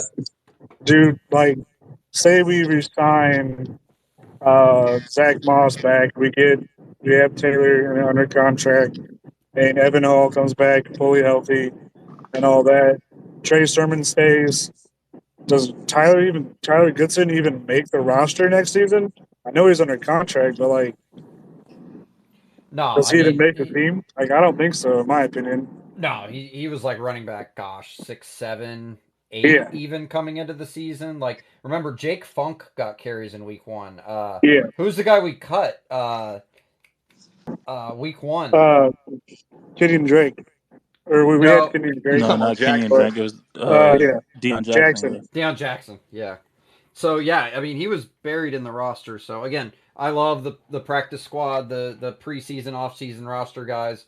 Special place in my heart for all of them because to make your dream come true, go out and do it. And Goodson actually had meaningful reps at the Pittsburgh game, and then unfortunately it came down to this. So no, I don't expect him to be on the roster. It'll likely be Taylor. I'd love to see Moss. There was that report his agent went to one of the aggregate accounts and said he'd love to be back. That's great. I think he'll make a little too much money to be the number one elsewhere potentially. Who knows? Could get a surprise. But I'd like to keep that treasure chest of wealth to go elsewhere in free agency. Personally, since we paid Taylor, I don't see it happening. But it'd be good to have Moss. But yeah, to me, it's Taylor, Hall, and then probably draft another running back, more of a scat back type maybe, who can play kind of in Audric, the slot too. Audric estimate 4th round. Trey Benson. I'm just a Notre Dame homer, so I say Donovan Edwards, man. We need another pounder just in case JT get hurt again. Yeah, when we get that deep in rounds, man, I love who we draft, but I could care less who it is when we get that far down. But yeah, good topic there. The fourth And round's not really that down. It's been a lot of germs on the fourth. That's not that yeah, bad. yeah, we got Austin Collie in the fourth. Blake Freeland was in the fourth. He was okay in the run early on. So Austin there's Collie was Shane Steichen's high school receiver. there you go. Shout out their coach. I can't remember his name off the top of my head, but Steichen and Colley's coach likes almost all of my tweets, so I couldn't be more Oh, honored it's for that. hold on, I know his name because my best friend was on that team. Fuck, I got the whole spiel. I even seen some of their tape before. Um, fuck. Hold on, I got text Shay. Hold on, I'm gonna text. Yeah, good guy there. Yeah, I guess lastly in closing, again, got about 10 minutes or so. So I think the season, was a good. I wasn't as down on it as a lot again predicted more wins than not. Boy, it would have been nice to have Richardson see how he developed and go into next season like positively sure he's the guy. Like I'm sure he's the guy, but I'm not positively sure he's the guy just because of unfortunately the injuries. Like that is something to think about and how that will change the dynamics of the offense going forward. Like to me in a perfect world, we kind of keep him in the pocket more, less designed runs, and then look 1, 2, 3 reads, get out of there. Like his pocket presence is second to none. Like to me, you don't even have to create as many designed runs, but the designed runs cause these big explosive plays that we had early in the season. The big Moss run going forward, some of these deep balls. I guess that's kind of different. AR himself didn't throw a ton of deep balls when he was throwing, but I think that's kind of my biggest question mark going into next season is yes, all the players that goes around it, but are we going to change anything with AR and the scheme wise? I don't think you can or should, but they might. If they limited him, then you're holding him back. Then we're never going to see his full potential. So I mean, you got to live with it. You know. Yeah. Yeah, my philosophy drafting him was like again, hope he has a long career. Absolutely love the guy. Like reading about him, he's so cool. Like seeing what he does, everything. But my whole point coming into the draft before I knew who he was as a person was I don't care if, the scheme, whatever, stays healthy, doesn't stay healthy. If you give me one elite MVP type season, MVP adjacent, where he uses his legs, he uses his rocket arm, JT, Pittman are all involved, it will all be worth it. Like to just one shot at a title. Like I love the Colts of yesteryear, what they given us for tens of seasons of winning. You know you're going to show up every game. You know you're probably going to win every game. Get to the playoffs like nothing. We only won one championship from that. Same goes here. Completely throw everything you have in this next rookie deal AR window while he's, hopefully healthy, recovering from the shoulder injury. Throw everything in the war chest next season or two and hope he's the guy. And if not, it's a full reset. But if so, you could have a great elite season and just one Super Bowl. That's all I want. Get there, throw everything you have at it. That's kind of my philosophy with AR. How you feel about Brock Bowers dropping? Would you want to select him? No, Yep, I would agree with Adam. Personally, no, not because of the player, just because I'd rather go edge or corner. I'd rather go defense, same. honestly. Yeah, right, edge or corner because we really Our don't know defense, about Johnny Wood, but I think defense is much a bigger need than on tight end right now. But I mean, He's not just any tight end though, man. He might be I something. get I get that, but like, our defense was horrible.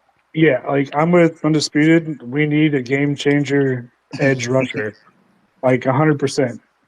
We've been I needing one of love that. those the last 10 I love years. that more people are coming around finally, and what I've been saying for a fucking 2 years now. But at the same given time, man, you got to score points, you know. And even with the defense we had against C.J. Stroud, we still had a chance. So just think about that, you know.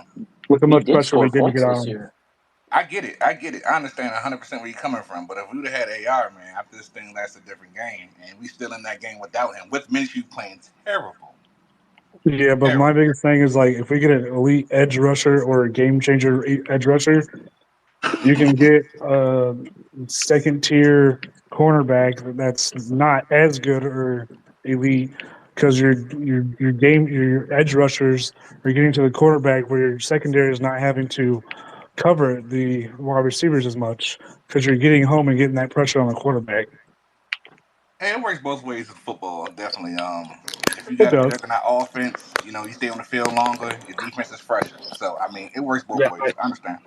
I think it works both ways because what happens the games that then we go to offenses where the quarterback has like a very low time with the ball, like that they quickly hand out pass the ball. So don't matter. I don't think it will even matter if we have like an elite pass rusher if the quarterback of the other team is throwing the ball faster than the defensive line can get into the quarterback. You know. I understand.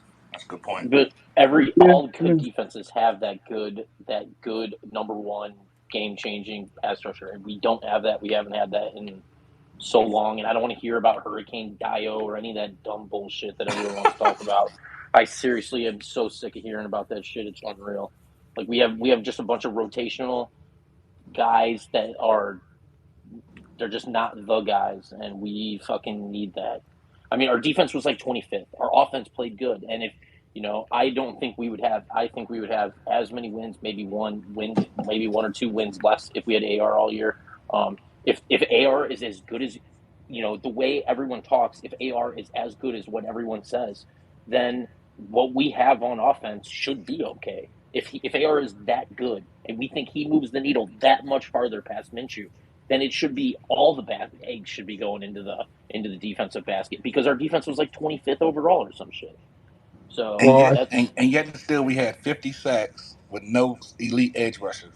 I mean, yeah, but we get sacks against like a lot of them came against like the Panthers, the Patriots, the worst offensive, which no one's really mentioned so far. But next year our schedule is like exponentially tougher. I mean, we had a cake schedule this year.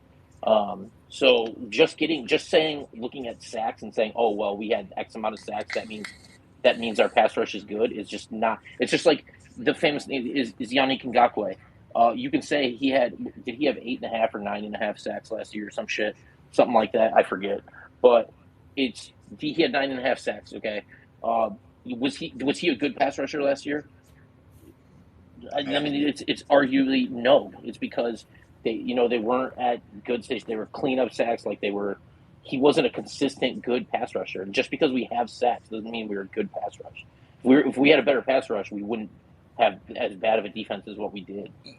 I don't agree with that. We play a lot of off press man, so them D linemen, man, they got their hands full from the jump. We need to learn how to press more. So that's another whole different topic for another Well, day. that's why Bradley should be fucking gone. But we He just got to sure we're tweak gonna. it. He doesn't even have to. If he just tweaked it more to his old school cover three press bail and trust his corners and really put confidence in them, then we can get somewhere. But man, they playing 10 yards off, man. The D linemen, man, they got that one hand behind their back from the jump. Yeah. Yeah, gotta love Ben, but don't break. Let's get to realistic Colts fan. I saw him popped up, Brock's hand, and then maybe start wrapping it up. But realistic Colts fan, thanks for coming back on the show. Thanks for having me.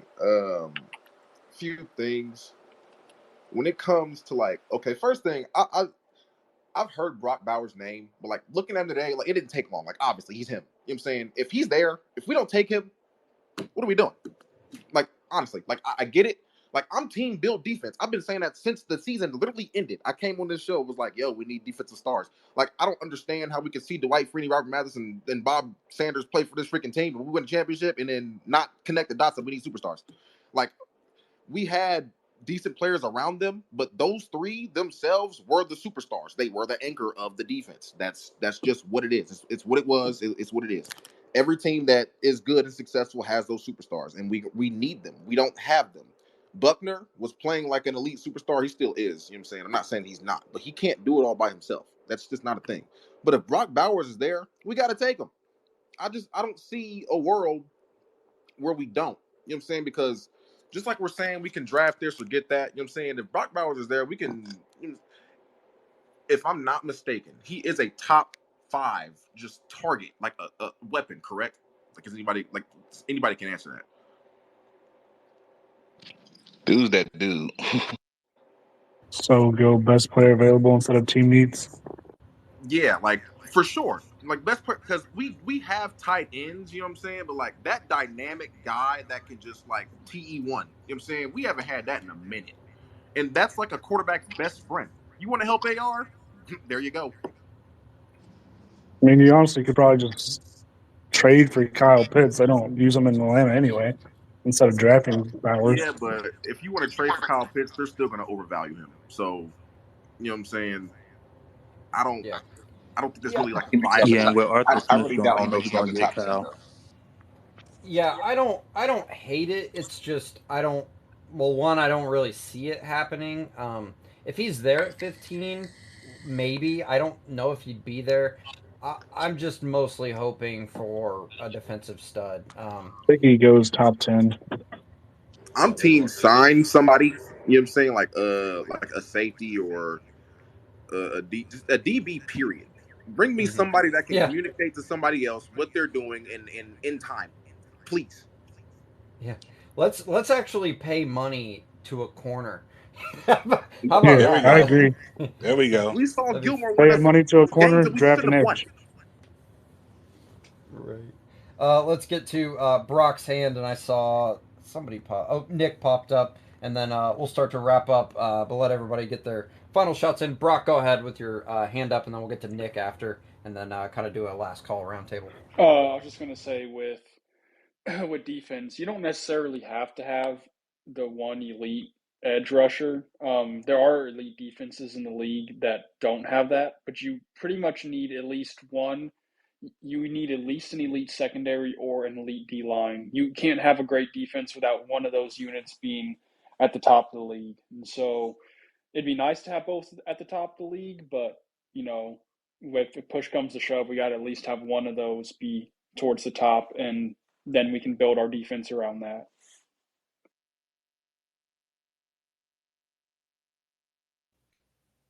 Yeah, I would think that's a good strategy as well.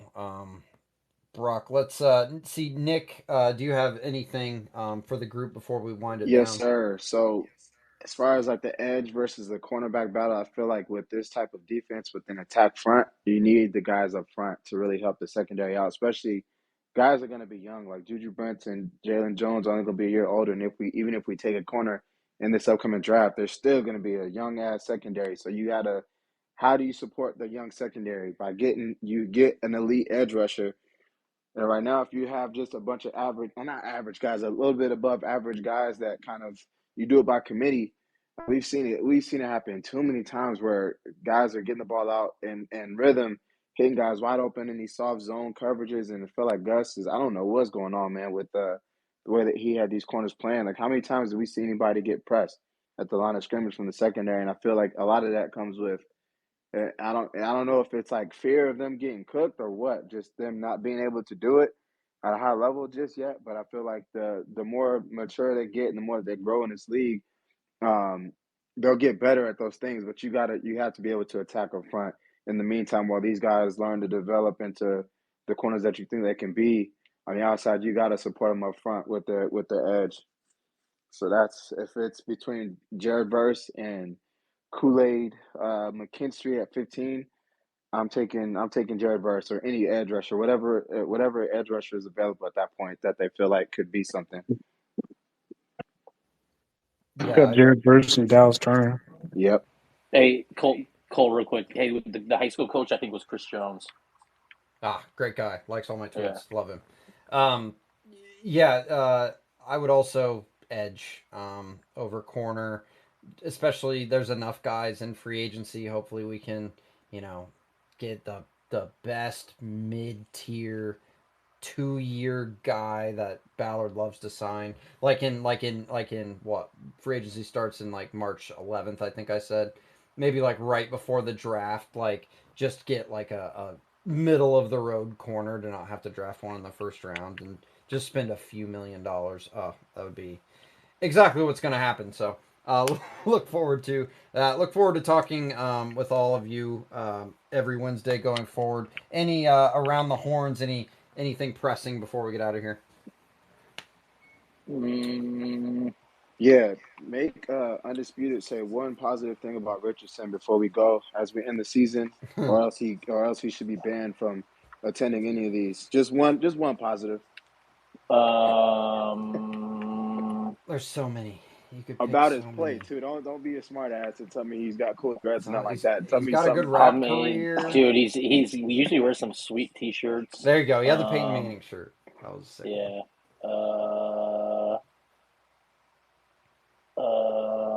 You can't even call the man dynamic. I mean, Just tell me. Actually, I just do just this. Tell listen. me your favorite AR highlight this season. My thing with AR is just that we just didn't see enough, and obviously because of injury, and it's just I just am not sold on him yet. That's just all it is. I hope he That turns out wasn't a good. good thing. That was not a good thing. I don't hate AR. I don't wish him to get injured. I don't wish for him to be bad. I know these are like popular fucking That narratives that people like to say. I will say, But Undisputed's credit, like I think it was the week 5 space or after week 5, and he did have very nice things to say about yeah, AR getting better. it's He could also tell that I was borderline about to jump, but I like here's the thing too. Like it's I can say he made a few nice throws in the Rams game, and that's cool. But like it's it just drives me insane with like the super homerism. Like I like Cole is. Oh wait, damn, Ray's not in here. Why does Ray always leave when I'm trying to fucking take a shot at him? Like the super homer. Like I don't know. I don't know. Like everyone's talking about this Rams game still, and it's just like this game. That game doesn't. If Stafford doesn't get hurt, that never happens. And like he did make a couple nice throws. I think it was the one to Pierce on the sideline when he was getting Well, hit, Stafford and won the game in the end anyway. I mean, he wasn't well, hurt I enough to mean, not play. yeah, Anyway, but all right, we yeah, could go on yeah. Just forever. just We just got watch all the off Houston season game. to Watch the Houston rehash. game before he got hurt. Just watch the Houston game before he Yeah. got hurt. He Killed had one his ass. drive, and then the defense gave him the ball in like the 10, and then Had he let up two. running and got a Man, concussion. those Yeah. passes he was throwing in that Houston game, it was just Had domination. that fake toss run to the Man, right just where he got watch. his concussion. That does not happen in the NFL. Like that is the highlight of the season for me, Fredo. Man, he was just Anyway, Wait, okay. Anybody else? Anything pressing before we get out of here? I think just getting like that other part of the playbook back next year that we just, like the exotic things that we saw like near the goal line, like that'll be huge. And that's why to Yeah. me, I just say like if you can take Brock Bowers, like that set alone will just it'll be stupid. Imagine. I love Mo Alley Cox. Met him at the 65th Street Kroger. Kind enough to give me an autograph poster and a But he's picture. no Brock Bowers. But imagine, some of these dial-up jump passes, craziness that Steichen got, and then you have to worry about. Yeah, I don't mind another weapon, but again, we have all off season to change my mind. So, Brock, not Bowers, Colts Brock. Any final thoughts? Oh, this is just a small one on Bowers too. He's also the perfect fit for what we want to do, like in terms of like using him in the blocking game because he's so good at blocking on the move. Like you get him out in some of this RPO game and you get him blocking in front of JT or Richardson, like he's, little George Kittle light, and that would be a pretty fun type of player to have on our team. So Ooh, that's high praise. I'd sign up for a George Kittle light if that's the ceiling. But I just again, don't see him leave. still I don't leaning see him getting edge out the top 10 though. I just don't see him dropping out the top 10. Just too good to be true. for sure. Augustine, go ahead, and then we will wrap up.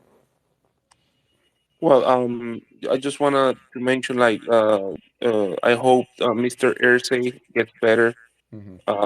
I don't know. We don't know the extent of his respiratory thing, but let's hope he comes back soon.